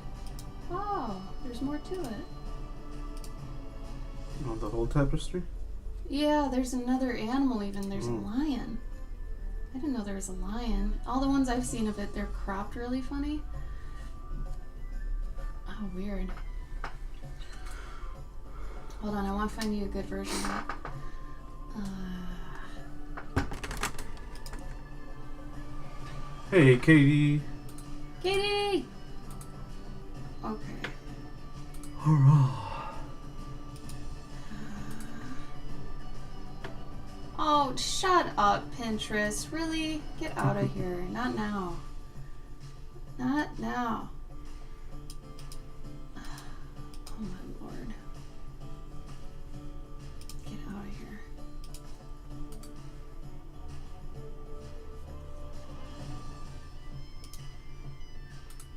Okay, finally.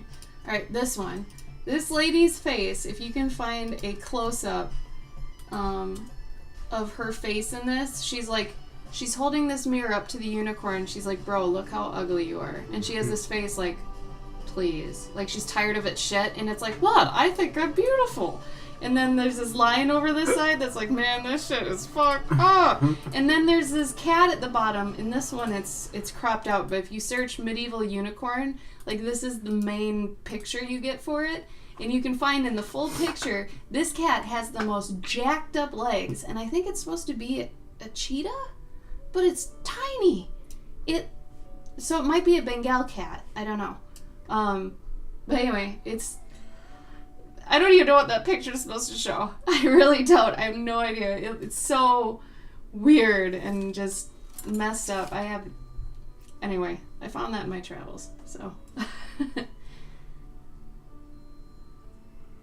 Oh, macaws are beautiful, it's true.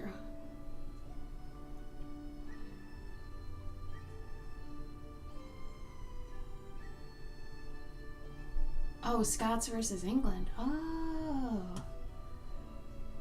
Yeah, medieval memes are hilarious. Thanks, Katie. This is the back side of mine. The front's a little bit better. But, I'm taking a second stab at this because my other one turned out to be like this beefy steroid unicorn, and that was not what I was going for. It's weird when you can be drawing something and you're like, nope, this is not what I wanted. Not at all. And you just, if you're us, most of the time you'll just finish it because someone will like it. And it's like, well, at this point I've spent enough time on it. I should probably just finish it and sell it, So then I finished that one. I'll package it up to sell it. But this other one is way more what I was shooting for that one. Because that one was this one. And for those that were here on Tuesday, I'm sorry I keep showing this, but this one was just two 80s metal beefcake Barbie hair. That's not what I was going for. This is way closer. The Manzikistus represents men's desire for virgin brides, and the horn is their sword. I could see that. I could totally see that. It's also a rhinoceros. It's a rhinoceros.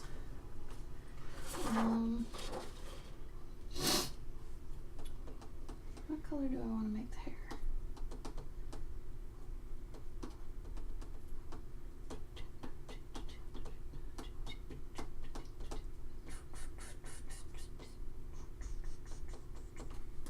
Also, Winsor Newton, how racist are you gonna be? Flesh tint? Come on now. Come on now. That ain't right. That ain't right. Maybe they mean flesh, like open flesh. No, that'd be muscle.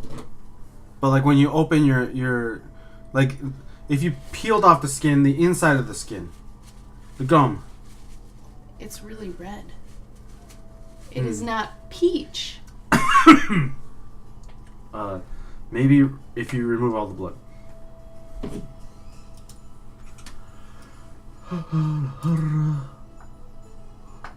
Well, that one's cool. That's great, yeah. I like it. Do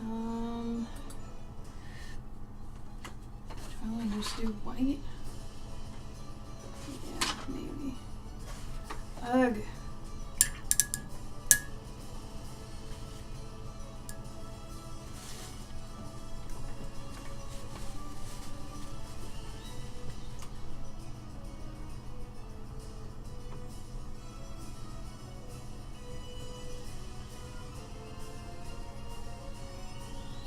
Heather, you got any more cons this year?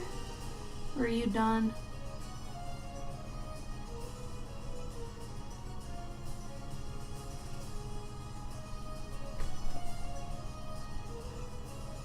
They had tone mummy brown, had actual mummies in it?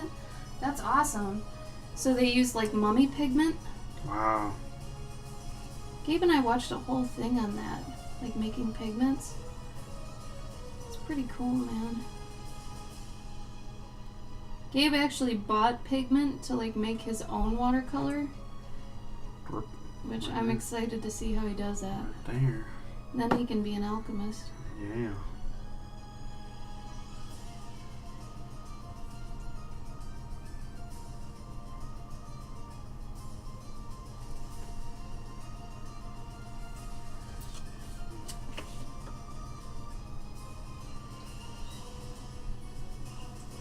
Damn it. Damn it. What was the other movie that we got at half price? We got 2. Or at... Is Red Sonja. Oh, yeah. I'm gonna watch that when I'm working at some point. Cool. Because if I remember, that one had a total Conan feel. And it was Yes. basically the exact same thing. Yeah, she's female Conan. It even has Conan, but I know it's he's not in Conan. there. Yeah. But they couldn't say it was him. Mm-hmm. But yeah, I remember I think it was actually before he did Conan. that. Was it? Yeah. Because it's not even his voice. Oh, that's right, because he had such a thick Austrian accent. Yeah. Do you remember when we saw Hercules in Brooklyn? Yes. I think it was I in remember Brooklyn. watching Yeah. that. It was so thick. And then he becomes the governor of California. Yeah.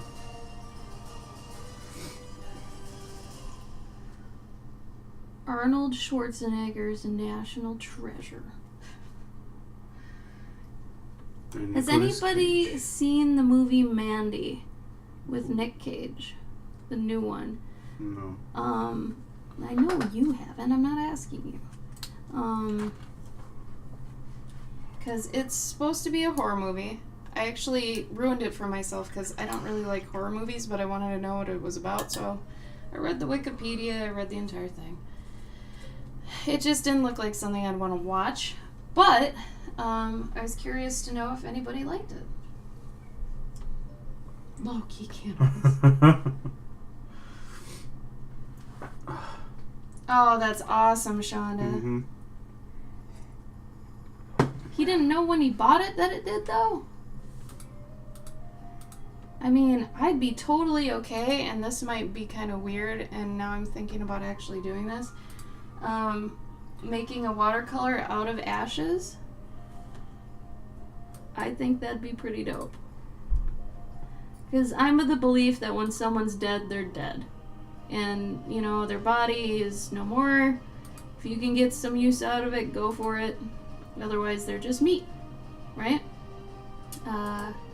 So my mom died, and now I'm wondering if I could use some of her ashes as watercolor. Mom, you're gonna be a unicorn. Probably be gray, though. I'm guessing ashes have a really actual gray look. And probably a cool gray, right? Wouldn't you think? Might not. I don't think they're warm gray.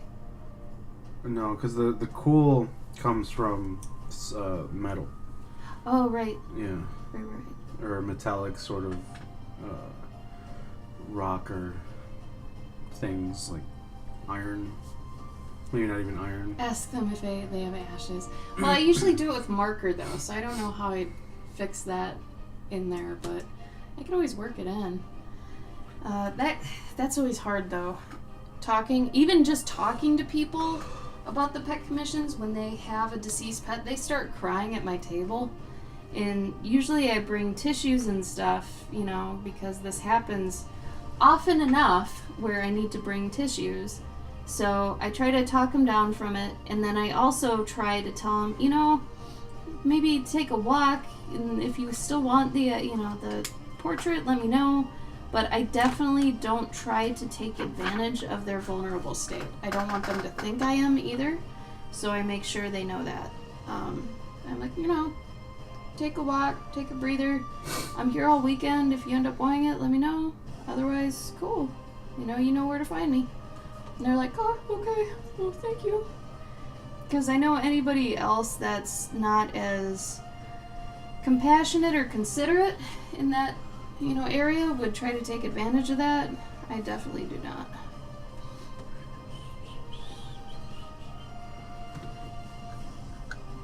It's just, It seems wrong. Really, really wrong.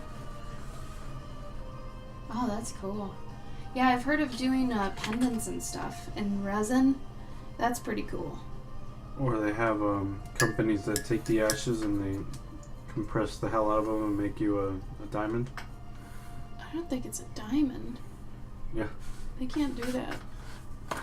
Yeah. No. Or they throw it into a diamond or something. I think they throw it into... You can't throw it into a diamond, but... Or they make it as part of a diamond. Turn the ashes of a loved one into an everlasting diamond. Do they mean diamond or do they mean just gem? Human ashes into diamond. Your desire never... Because, I mean, you can make diamonds. Yeah.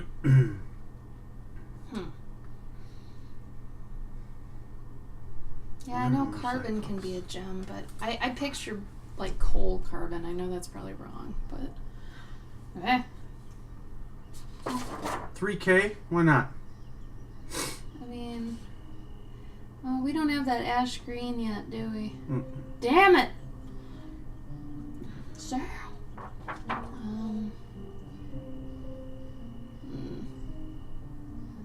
Can't really do the green of this yet. I'll just do the gold.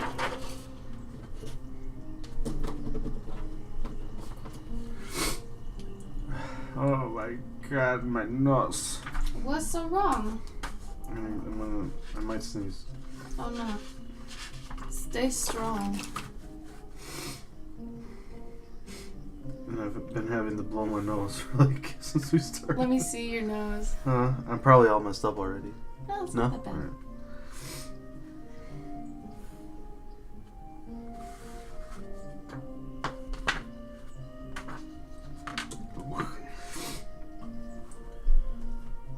I mean, if you need to go blow it, go blow it.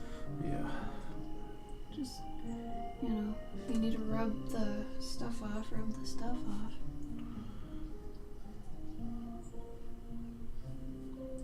I'm gonna have to teach you how to apply it though, so that at the show. I need to do a little touch up at the boys' room. Well, I assume you'll usually need to. Like, I always have a mirror at the booth, you know? Because my lipstick usually gets messed up at cons. Because I eat food, because I like food. But I'll show you what to do and stuff. I'll show you.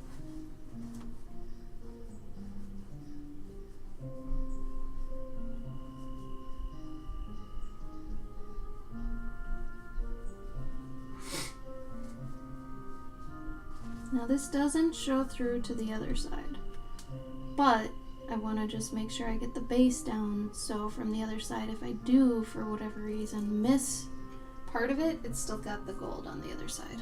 So it's kind of futile, but that's okay. Son of a bitch. Oh. What? Okay, so that game that I was talking about, Crawl? No. The one that I was telling you, like, is like a dungeon crawler? No. And then you could play the bad guys? Yes. That's what the game actually is. Like, you start off and you control all the traps and the monsters in the game. So you're the bad guy.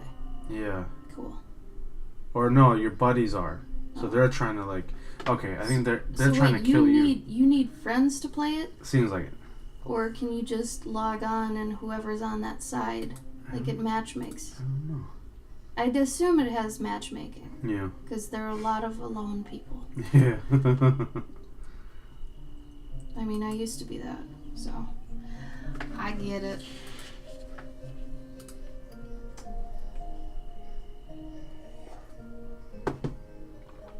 I'll give you some gold booty, son.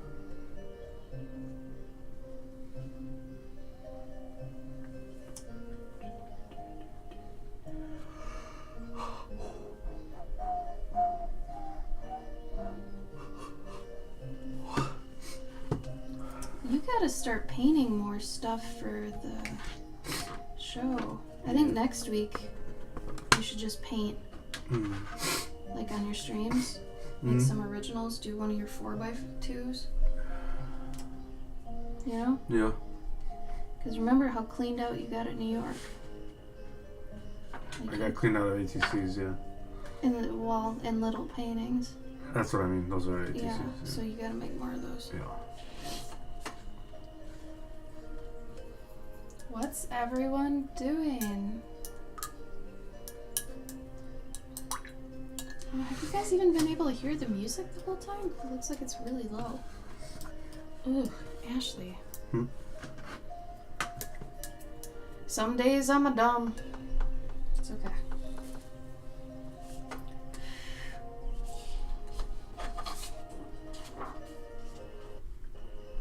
Damn it.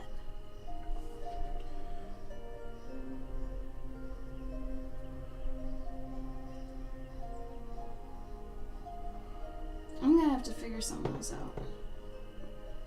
Because I really like this effect, but it's not as stable as I would like it to be. I'm really mad about this, actually. Because it does look really solid until like later, and then after it's dried you can see some brush strokes and some streaks, and I'm starting to hate that. Like, I know you like it, but it's ugh. It's ticking me off. You just want it to be a solid color. Yes, I want it to be like cell shading. And I think I just need acrylics. Yeah. I'm at that point. As much as I love gouache and the ability to backpedal on here, I don't think it's worth it. Because I'm not getting the desired effect. This is the 4th painting I've done. And I thought it was just my inability to do certain things in the beginning. Nope. It's the paint. And then I thought, well, maybe I'm just not using enough paint. Nope. It's the paint. So, I think for whenever I do a 5th piece, I'm going to switch to acrylic. And as much as I dislike acrylic, I think in this instance, I'll probably like it more.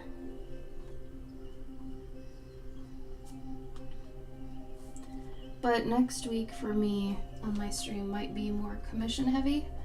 So if you pop in next week, I might be doing commissions. This week was pencil week, so I've been penciling all the commissions I've got, and next week I'm going to be coloring them all. So.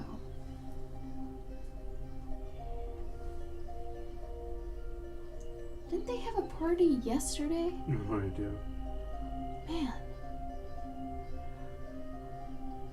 Our neighbors are like churchgoers, so every Wednesday is usually their Bible study.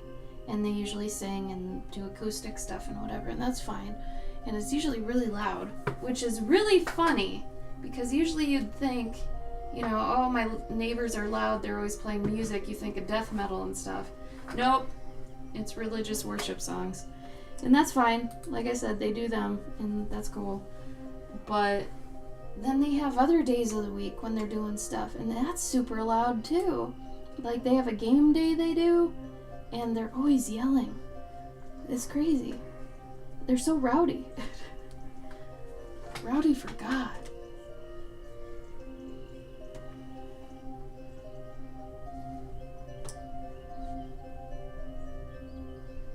There we go.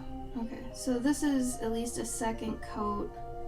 So hopefully it'll be a little bit more, you know, opaque, I guess. But yeah, I think we're gonna have to dig out the acrylics.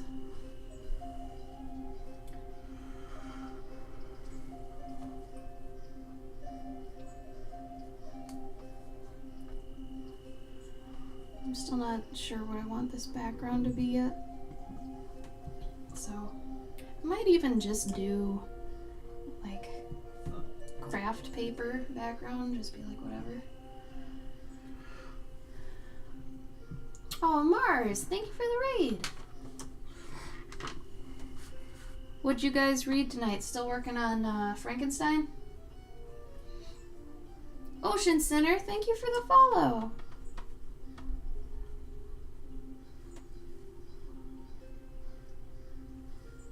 It's a raid. Invaders from Mars. Or Mars attacks.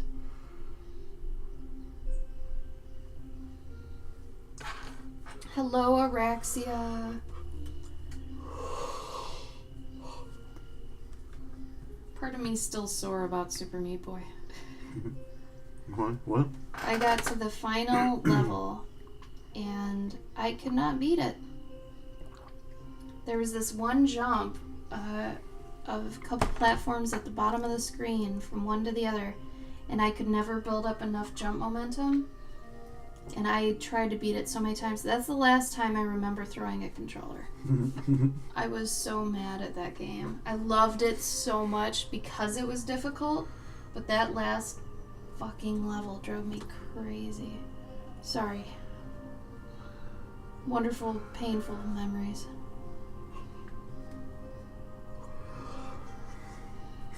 Oh, thank you, Ocean Center. Thank you. So Mars, you still working on Frankenstein then? For anybody that doesn't know, Mars on their channel reads books, public domain books, and does all the voices and stuff. And I'm excited to catch a stream when I have more time because I think it'd be really cool. Something about live reading is always really neat, you know. Of course I remember you. You raid us a lot. And I appreciate that. Oh, cute. Oh, you finished it on Tuesday. So I probably asked you before on Tuesday when you finished. Sorry. I feel jerkish. Well, this is what this looks like right now. So I'm wondering, I'm gonna have to do some stuff to this, but for the most part, I'm pretty alright with how it turned out. The gold bits I'm gonna have to do on the front side, because I just wanted their base on the back, but then we'll see. And I was gonna maybe take one of these, like, craft papers, put it behind it and see how that looks. It doesn't look that bad. But it makes more sense, I think, to have it on a light background? Maybe?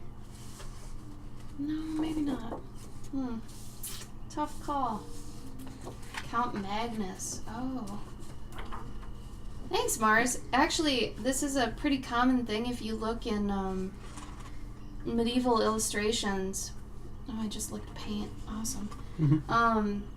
And you type in, like, medieval unicorn. This is actually pretty to the T of what they used to make medieval unicorns look like in, you know, illustrations. So they always look kind of sickly, they're a bit too thin, but they always do have these crown collars, which is really interesting to me. They have to have some sort of symbolism, I'm sure, but this is what they used to do, and I don't know. There's some funny ones too, like, yeah, here, I'll show you a picture. So I think that one's the one I was showing before.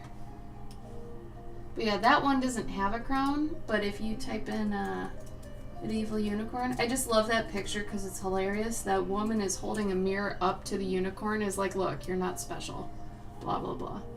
But if you look at any of these other pictures, sometimes they do have a collar, and sometimes they even have a chain that's on that collar. So Google medieval unicorn, you'll see what I mean.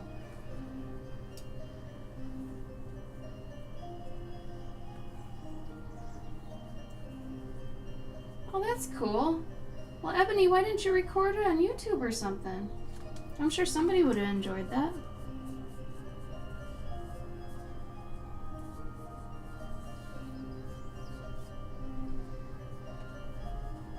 Who's Discord?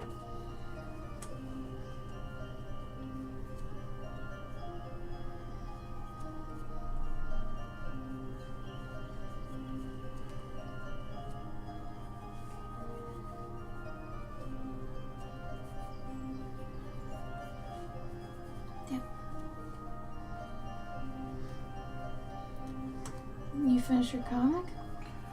Yeah. Did you get to the part we need to talk about? Yeah. What are you doing right now? Other things. Gabe. No, I mean I'm not working on it anymore. I know, but what are you doing? Just cards, What are you drawing? robots. There you go. If you switch gears, you have to announce it. Okay. Okay?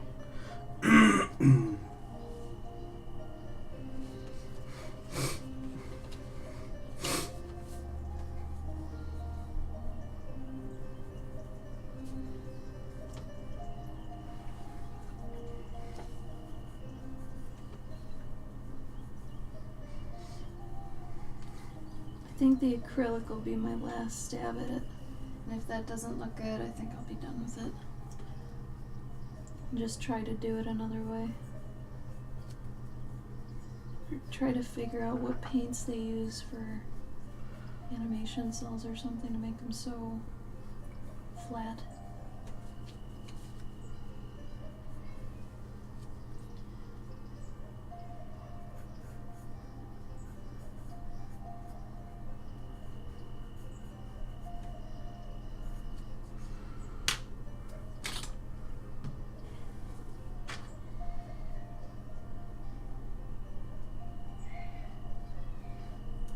Jesus. That sounds like children. Yeah, but they do have kids. You ever seen the ones that come out on Wednesday? They're Yeah. kids. Uh, Like little kids. I wonder if it's like a. I think they lead a Siblings? Bible study. Uh, No. You guys seltzer? That's cool.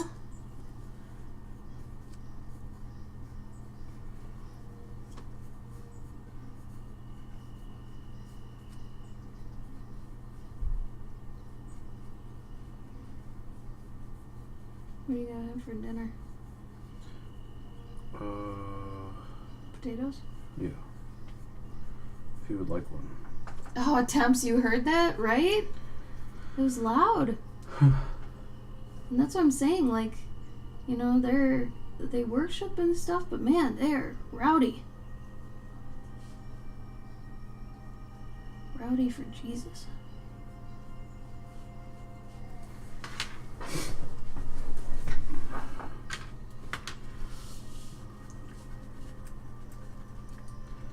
Bugs. What bugs? Where? What? Bugs? Okay.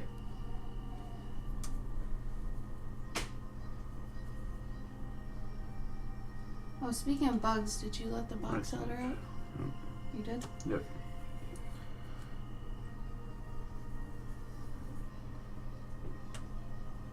Oh, crickets. Oh, they're in the song. Sorry. Yeah, once in a while on my channel, you'll hear either a thunderstorm or crickets, and they are in the song. I know sometimes it sounds like I've got really, like, magical woods nearby or something, but which helps, honestly, but they aren't real. They are in the song. My apologies. Didn't mean to mislead anybody.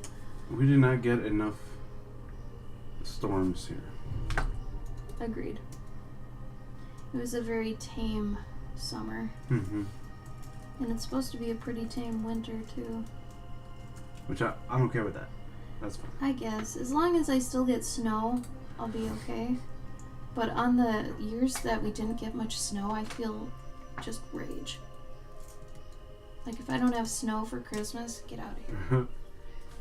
This is Wisconsin. How dare you? Don't make me go back to Minnesota.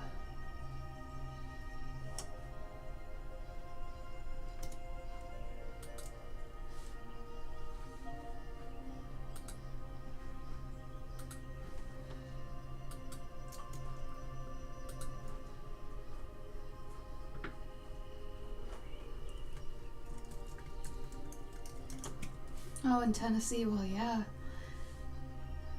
You guys don't know snow? I grew up in Minnesota. We got 8 feet of snow sometimes. No lie. you were a badass if you went to work or the gas station and came back without getting caught in a ditch or something. It was awesome. Blizzards are one of the coolest things ever. Because they literally, like, make you immobile. Like, you cannot move. Your car is snowed in. Your door is snowed in. And you can't go to work. And sometimes that's really cool. And it's not even, honestly, life-threatening like a hurricane would be. And I think that's magical about them. It's like, here, have a snow day. You can stay home and work. Awesome. Like, snow is awesome. The only bad thing was how cold it could get. Because, I mean, we got to -60s sometimes. Like, depending on how bad of a winter it was. But as long as you were inside and you had heat, you were fine. Our homeless in our cities are always up in the skyways. Oh, yeah. Which, if you don't know what a skyway is, which I learned some people don't, and that's what I get for starting to travel. People don't know what skyways are. They are, if you Google it, they're like little tunnels in the air that go over streets and stuff that are heated.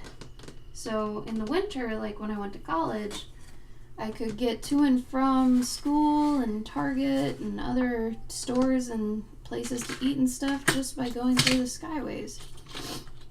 And you never really had to go outside. What are you looking for?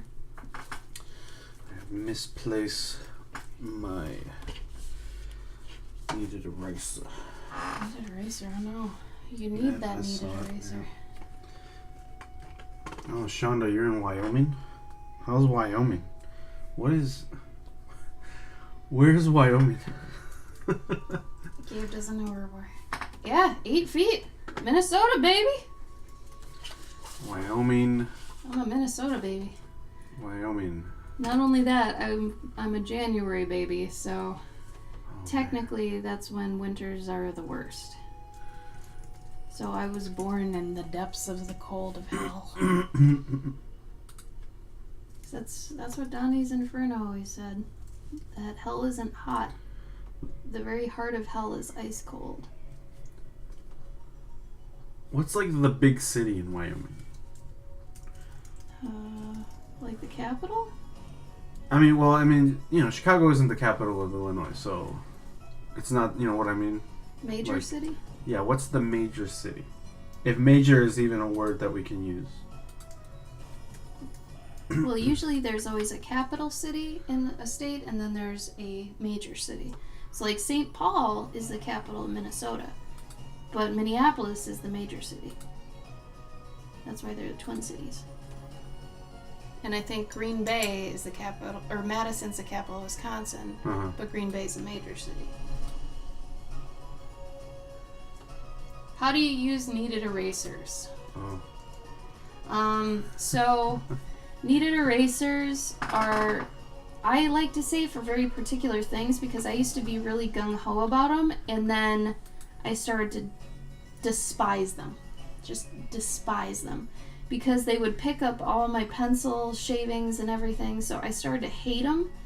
But, so I don't even use them anymore.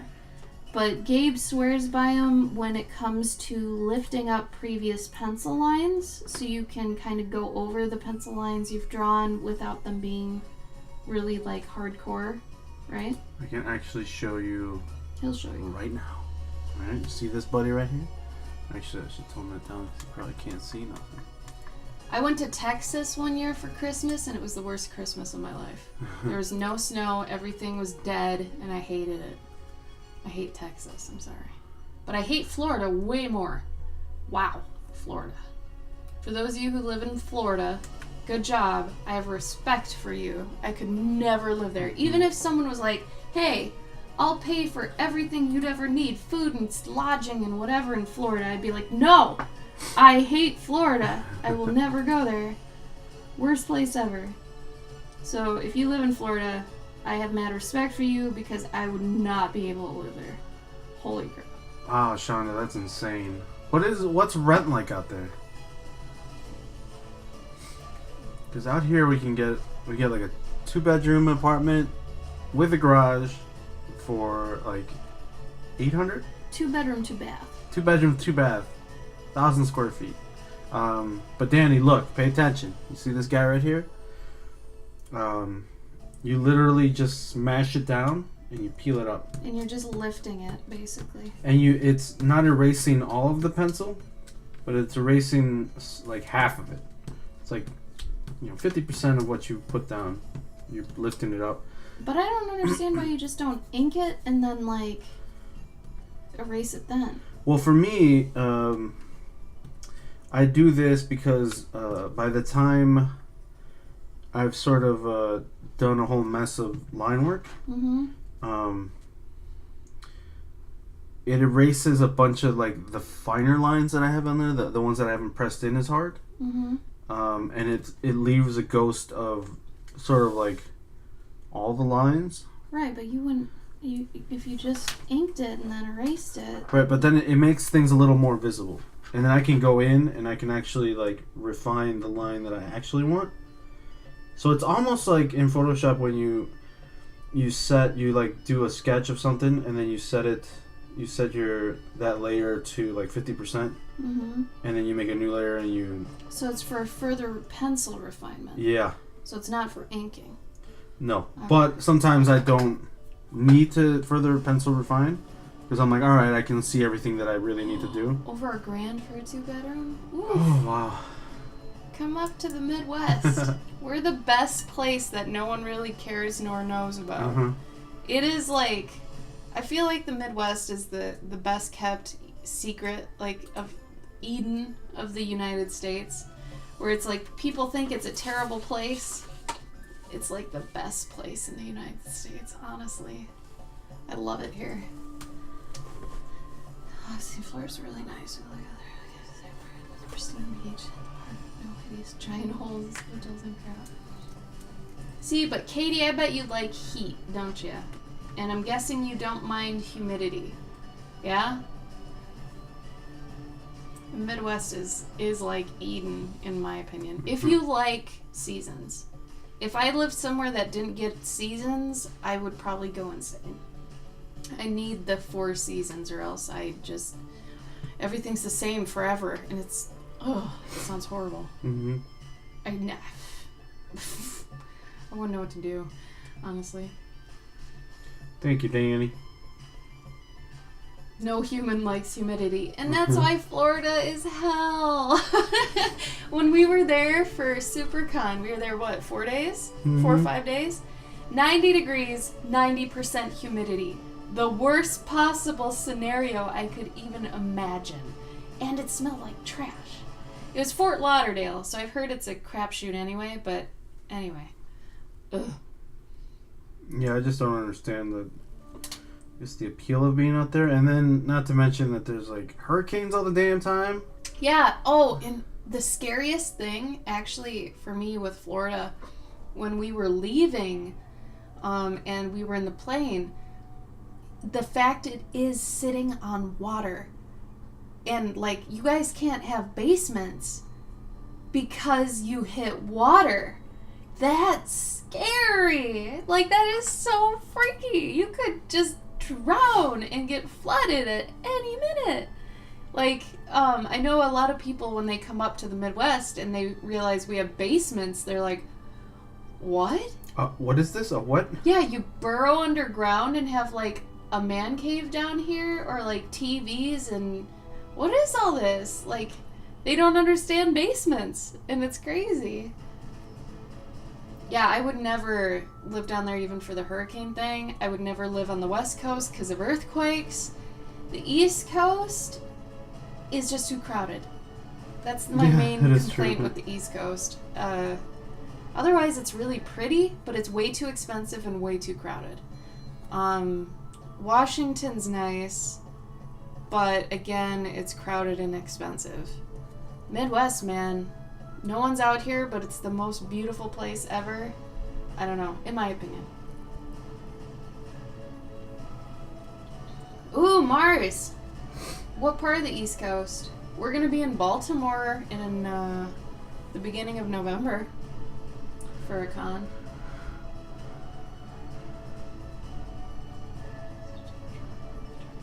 Oof. Tornadoes, yeah. That's the only thing we can get. Mm-hmm. And it's so seldom. Mm-hmm. Like, if you're in Kansas, you gotta worry more. But up in Minnesota and Wisconsin, not too often. In Chicago there were some once in a while, but yeah, it's rare. Like, yeah, and it's only in, like, when I was in Minnesota, the only tornadoes that hit were in, like, farmland. Mm-hmm. Yeah. Yeah. And I think it's because there's nothing to stop them. Yeah, exactly. Exactly. So I didn't have to worry about that really either. No, and see, I had never seen a mountain until last year. 2 years ago. When did we see Gene and Casey? It was like 3 years ago. 2 or 3 years ago, I saw my first mountain. And mountains, I found out, make me very scared and paranoid. Because I can't see over them. And it freaked me out. Especially in California, where there's like hills and valleys and you're going up and down and things are taller than you could even go to. That freaked me out. Because I have this really weird control freak thing where, and I had this problem growing up too, when we had tornadoes and stuff, I'd have to go downstairs in the basement and go underneath staircases, right? Because those are the safest places in the house when there's a tornado. And I remember being so angry I couldn't see outside because I didn't know if it was going to hit or what, and I needed to know that. Like, I really needed to know that for me to be calm. I needed to see. When I couldn't see, I would get way more anxious and scared. So when I saw a mountain and I couldn't see over the mountain, it gave me the same feeling, which is really weird. So I can't do mountains. They freak me out. They're really pretty, but they freak me out. So yeah, I can't do that. It's not flat here either. Everybody thinks it's flat. That's like Iowa. Mm-hmm. Minnesota and in Wisconsin, there's hills. There's lots of really pretty hills, lots and lots and lots of trees. Lots of trees. All those pictures you guys see of like all our trees that are really fluffy with lots and lots of colors in the fall, totally true. Totally true. And it's beautiful. Hey, Shades! I had tornadoes go through here. Trees too close to the road for you. Same thing. Yeah, Shonda, same thing, yeah. Yeah, line of sight. It makes me paranoid otherwise. Artificial grass hill's cute. Yeah, I do get pretty upset by mountains. They make me paranoid. It's like, I just need to see over you, man. Like, if I get to the top of a mountain and I can see kind of far, I feel better. But, I don't know, man. Katie, explain to me why you like mountains. I like mountains. Why do you like mountains? They look cool. Is that because of your heritage? No, I mean, I don't think we really have mountains. We have areas that are very low sea level. So we have a lot of canyons. But we don't have... I mean, maybe they have mountains, but I don't know. I guess where my mom's from, they had... It's in a canyon. So everything around you is mountainous. I see. But I don't know, it's just it's like a point, like you can see it from afar, and you know you could get there if you traveled. Oh. Yeah, I don't know. They just look cool, I guess. I don't know, I feel like they're hiding something. It's almost like buildings, I guess. But they mean adventure to you. Okay. Yeah. See, that's a good reason. For me, they mean work, and I have to get over that, you know.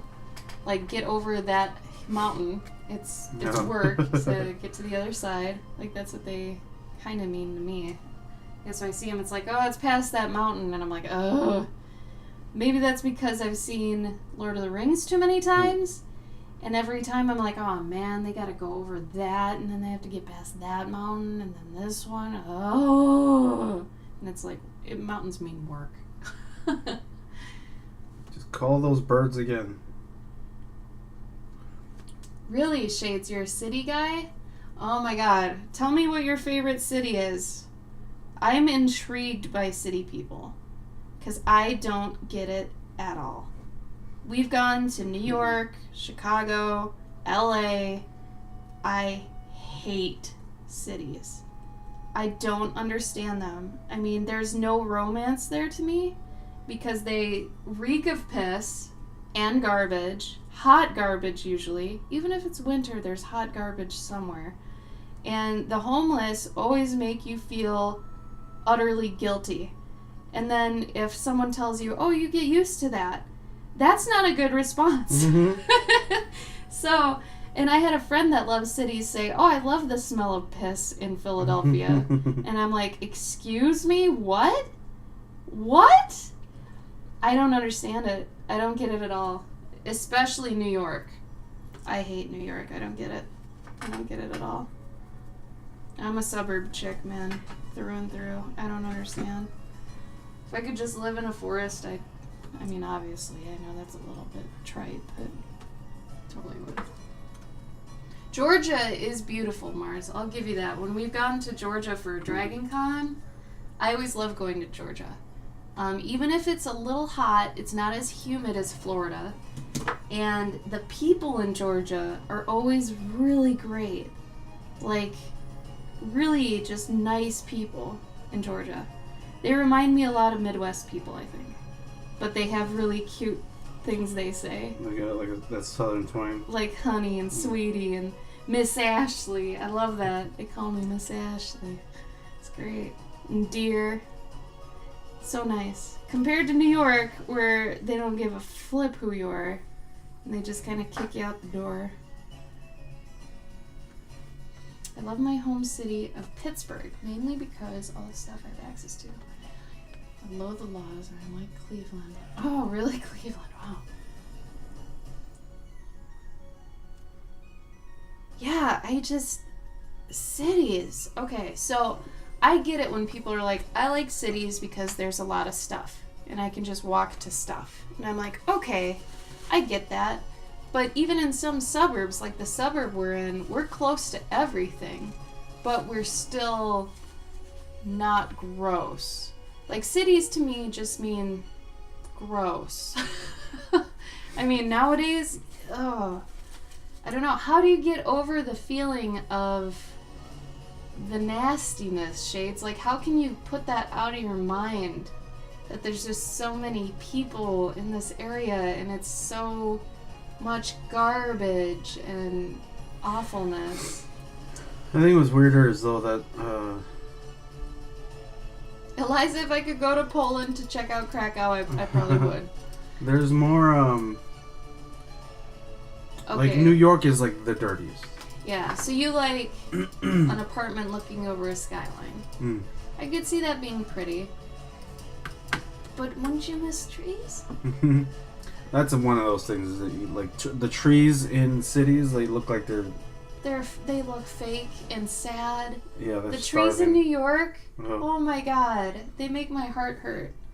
It's like they put me here and I'm suffering. Like all of them look like they're dying so badly. Oh. I grew up in the cities. I find the idea of being a place where everything is just waiting for you to die. Oh no, I'm not saying like that kind of place, but like suburbs where everybody's pretty nice and there's no crime and it's, I don't know, I can go to Target. But if I want to drive 20 minutes to a forest or a park, I can. I like options. Like it's like a half an hour to an hour to a major city for us, but our city has a lot of stuff. We're not exactly like cut off completely or considered rural. This isn't a rural area, but it's not a populous. You know what though? Like even in a major city, there's still rats and cockroaches and crows and pigeons they're waiting to feast on your corpse. Yeah. But that's a good point. At least here, the critters are cute. Yeah. If a squirrel wants to eat me, cool. You got some deers that'll pick at you. A cute fox. Yeah. See, Chinese at 2 a.m. Yeah. See, I get like, I like the feel of walking outside and knowing it's probably like 11 o'clock and everyone's asleep. I kind of dig that. I kind of like being that night owl in this area. Makes me feel like more important. I don't know. It does feel also like living in a city is a young man's game. Okay. You know what I mean? Like, it's like once you get older, you're like, do I really want to deal with all these stairs I gotta walk up? And the people and waiting like 30 minutes to park I hate somewhere. people. Like, I just hate people. having to like be on a train for Gabe's an hour. from Chicago, so Yeah. So like, he can weigh in. He's over it. A young man's game, though, really? You chose to say that? but it's true. Like, like for us, like we're not trying to go out and like do things at night. Like at night, we're indoors and we're doing things. That and if we want to get Chinese at 2 a.m., we can. There's places out here that have Chinese at 2 a.m. It's it's basically a college town, so you've got. Yeah, so we do too. live in a college town, which has actually college towns are, and I'm finding this more and more in Wisconsin. They're really nice because they usually are really safe for some reason. You'd think. Except for on campus because there's thieves. Sometimes though, but here it's like everyone's so religious. Yeah, that it's like they're town too. Yeah, so it's kind of a religious town, so there's not much crime really, and you know what, the only real like crime that seems to be happening is human trafficking, which is awful. Yeah. But then there's also like fights, like drunken fights on weekends. That seems to be the only problems that we ever have out here. Yeah, it's not that bad. And I mean, we're of the age where, like Gabe was saying, it's like cities aren't exciting to us, they're more of a burden to us. Like every time we have to travel to a city for a con, we're like, ugh, okay, I have to mentally prep. But yeah, and then having to, like, moving is already a chore as it is, but like I helped a person move to like a fourth floor apartment in Chicago, and it's like, why are you doing this? Why Yeah. And they're paying like $1,200 for a studio apartment. What is wrong with you? Oh, see, Shades, that aspect makes sense then, because you have more access to people, different kinds of people. Okay. And the weird thing is, you'd think this would be a less progressive area, but since it's a college town, and Minnesota was like this too. Minnesota was Democrat, so a lot of like forward-thinking stuff is actually pretty prevalent here. It's not backwoods like you'd think. It's not like a bunch of gay haters and things like that. Like, I'm actually very impressed and surprised with Wisconsin and Minnesota with the fact that's not usually a problem. I think you go to the northern parts, you're probably going to run into that a lot more, but it's not as bad as it used to be. But then as soon as you cross the border into Canada, you're fine again.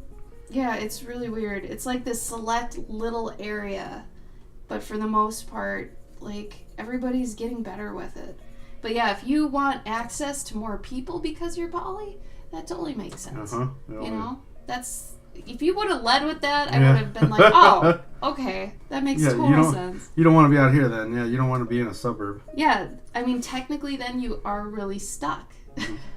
You know? You don't have many options, literally. You know? And that, like I said, that makes more sense now. But, because yeah, I mean, the suburbs, like, if I were single and still doing the suburb thing, I'd basically admit to being alone. But I'm okay with that.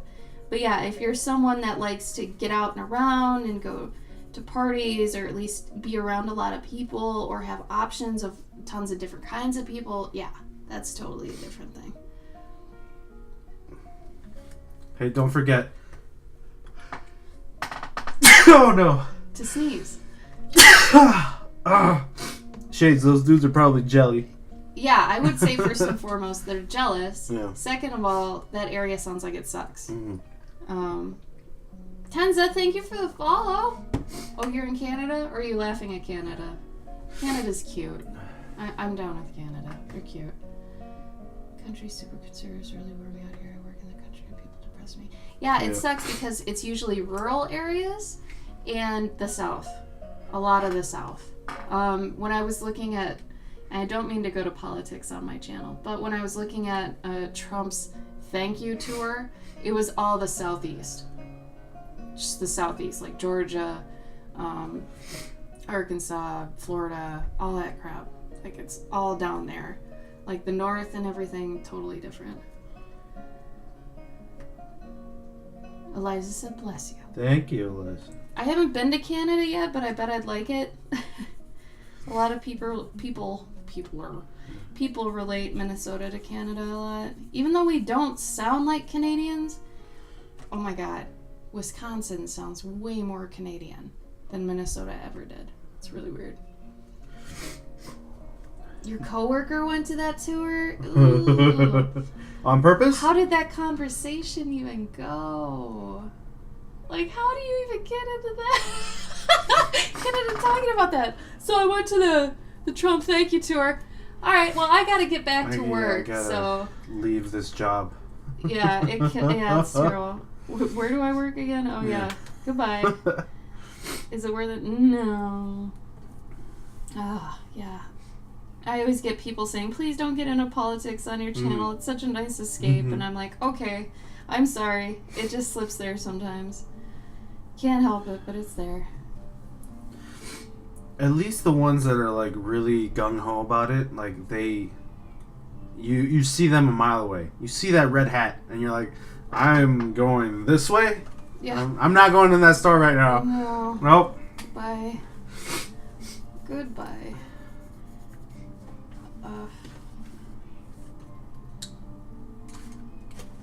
MAGA red. Magna red. Oh god. The worst thing I saw though was, and I don't think I'd even see this in Wisconsin. We were at Dragon Con, and I think I have a picture of it. Last thing I'll say, politics related. Sorry to everybody who's here, like, why is this elf talking about Trump? But we were in Atlanta for Dragon Con, and this guy was across from me at Tara Strong? No, what's her name that writes for Rick and Morty? I don't know. There's a girl across from me that writes for Rick and Morty. She's done a few things, yeah. Yeah, but her main claim to fame was that, so she was getting people. But anyway, she was across from me, and this guy was at her table, and he was wearing this shirt. And I was like, if he comes over my table, I swear to God, I'm going to ask him to leave, and I'm going to tell him why. Because, first of all, my satyr boyfriend here is Mexican, so I am not cool with this. And I was just like, how are you not, like, getting accosted for this? I forget what the shirt said. America, not a Mexico. Oh, yeah. Seal the U.S. border, detain and deport illegal aliens. Except for the whole fucking southern area of America. That is all still Mexico if we were to, like, give it back to them. I was just like, oh my God. I think sometimes these people don't do their research. I don't know. I just see conventions usually as this place of acceptance and all these different types of people that go to conventions. It's usually a great melting pot of just all these different worldly views, and it's a safe place. So to have that be that blatant and, in my opinion, very rude, to be that like that at a con, it's like, what are you doing here? I'd almost rather see like somebody wearing a shirt that just says "fuck" on it. Oh, so at New York, there were 2 or 3 girls. Sorry, this is the last thing I'll say about it. That were wearing shirts that said "fuck Trump," "fuck this," "fuck that" in regards to Trump, and I was like, "Thank you for wearing your shirt."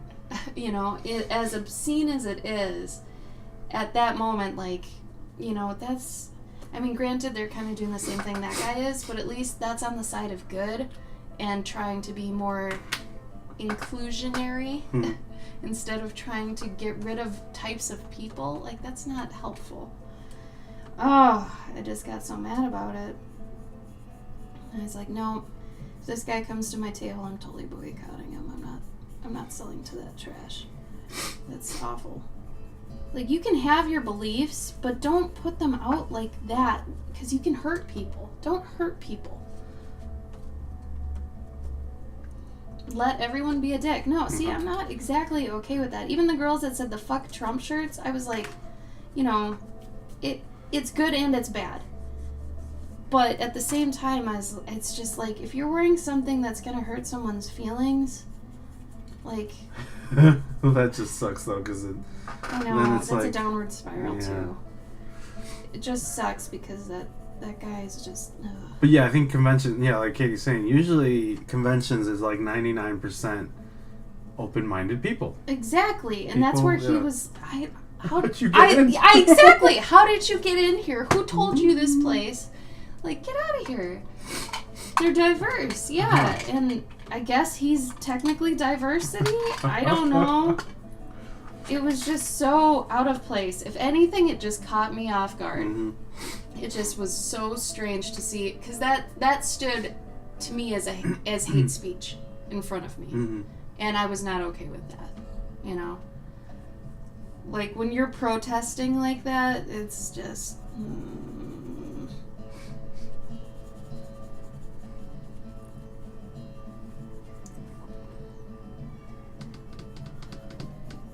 And I'm okay with anybody having their beliefs as long as you're not trying to shove it down my throat or be a dick to someone about it. You know, which that guy was being a dick about it, in my opinion. But it's just... Ugh.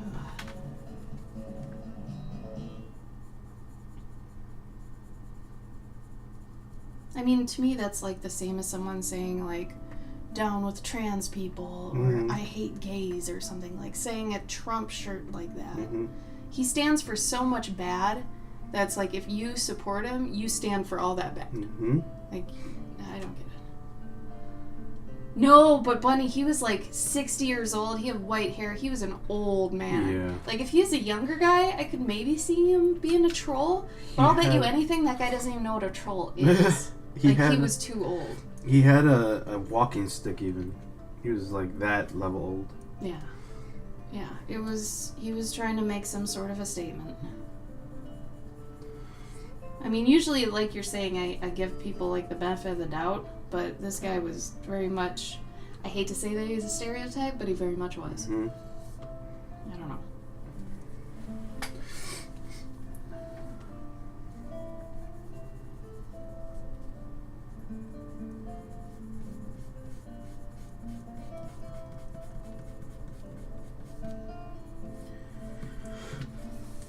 I don't know what I'm going to do in the background of this yet, but...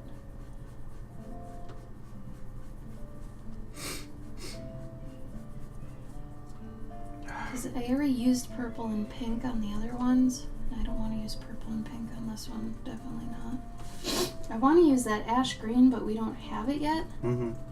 I think that's supposed to come either late this week or next week. Maybe use it then, I guess. Or wait on it. We don't have any at all, right? Like, we threw that out? No, it's still there. It's just very, you'd have to water it down. Damn. That's not gonna help. Alright, well, this is as far as I got on this. Oh no!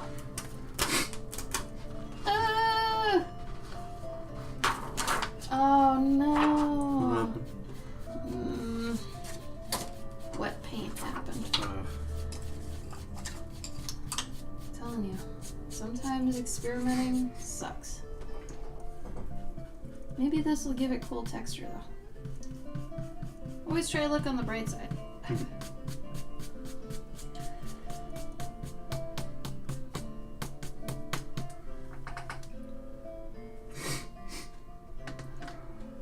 But yeah, the paint must have still been wet, stuck to the other side, blah blah blah. What time is it? 6:45. Alright, so that's a good time to go. Does anybody have any questions before we pack up? And we're gone until next week. Figuratively.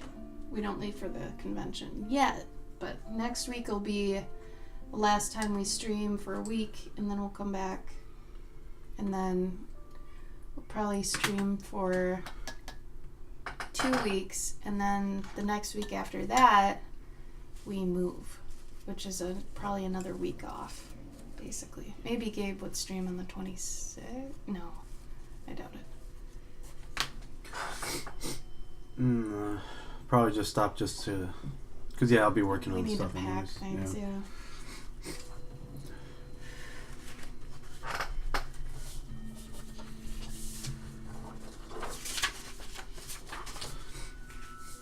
Oh, my nose is dripping.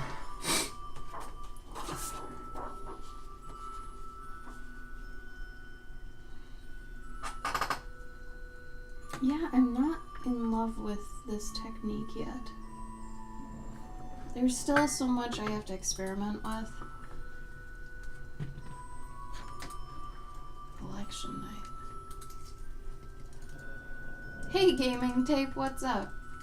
Have fun boxing. Yeah, so the boxing might not even really happen until we get back from FurryCon, because I have so much to do before we leave that I can't even pack yet. So we'll see how that goes. But see, I can't even put this down on the table right now because it's still drying.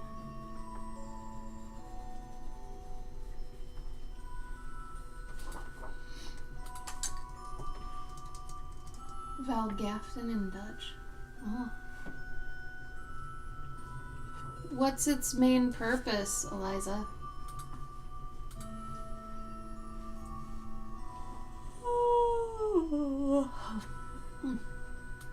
I like your boombox robot. Thank you. Does he have a face though? Huh? Does he Yeah, I have, mean, it's right there. where's his face? Right here. Where's his eyes? He's got one eye. Oh. You should do the recessed bulb. Yeah, when I color it, yeah. Okay. Oh. Does he have a mouth?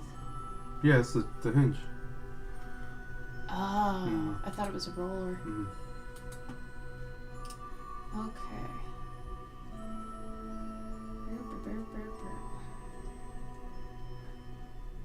What are your guys' plans for the weekend? So you got this one here. And this is the one I did the other day. Beefy boy. Beefy boy, beefy boy. And then this is the first one I did. A little pumpkin squash guy. Spirit. Squash spirit. And then this moose. I'm not calling them moose. I like calling mice moose. I don't know. See, if I could just get it to look more like this one, I'd be happier with it. I don't know, though. This is such an interesting thing. I'll have to just test it more with other mediums. Oh, yeah. Let's try it. Almost.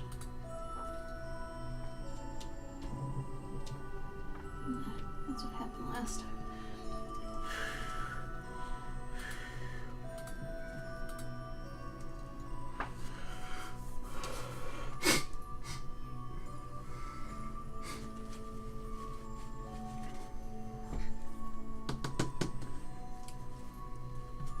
About people and intolerance when I Academy Award. Oh! Cool. We'll look it up. Thank you.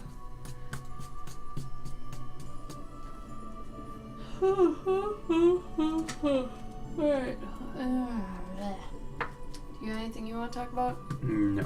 No. Anybody else have anything else they want to say before we leave?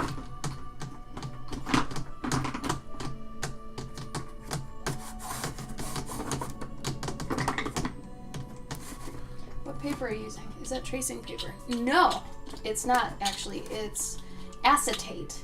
It's not like, everybody thinks it's like vellum. It's not like vellum at all. It's more plasticky. It feels like almost the Shrink-a-Dink paper, but it's this stuff. It's an acetate alternative. but it's called Duralar. You get 25 pages in this. They're 9 by 12 sheets. But erasable coatings on both sides. It's matte. Drawing, drafting, stencil making, mixed media artwork. Accepts pen, lead, ink, paint, and colored pencil. It does take colored pencil very well. It does not do well with marker, which is funny because vellum is usually really good for marker, where acetate is not good for marker at all. So, Cha. but yeah, it's been interesting to play with. I think the next time I test it, I'm going to be doing it with acrylic, because I'm not enjoying this effect I'm getting with the gouache. In a lot of areas, there's some splotchiness from the other side. It's not as prevalent in this piece as it is in the other one, but oh, you're welcome, Danny. Thank you. Thank you. Okay. Otherwise, let's see. So next week, I might be working on commissions more often than not on my streams. On Gabe's streams, I think he's going to be painting. Mm-hmm. Doing watercolor and gouache on regular paper, not acetate, probably. Otherwise, for those of you who are doing Inktober, I wish you luck on your last stretch. You've only got 6 days left. You can do it. You can totally do it. If you are looking for other Inktober people to look at, Gabe's been doing this really cute comic on his Inktober. I've been doing a book one, but I'm kind of letting it go since I've been doing it for 4 years, and I think I'm done with it, so I'm over it. But anyway, Thank you, Eliza. we'll be back on Monday on Gabe's stream, which is in the upper right there, the twitch.tv/Galvasaur. Hey Daniel, we're leaving! No! Thanks for trying to stop by. I appreciate it. But we'll be back on Gabe's channel on Monday. And then I'll be back on this channel. Probably not a dual stream, but we'll see how it goes. On Tuesday. And Monday and Tuesday are at 9 p.m. CST. So that's basically 2 hours from now then. And then Wednesday and Thursday, both of our channels are at 4 p.m. CST. So... anyway, we'll see you guys next time. Daniel, thank you for stopping by. So sorry we're leaving right now. And Danny, Eliza, Shades, Bunny, Gaming Tape, Katie. Love you guys. Thanks for being here. We'll see you later, okay? Same. Bye!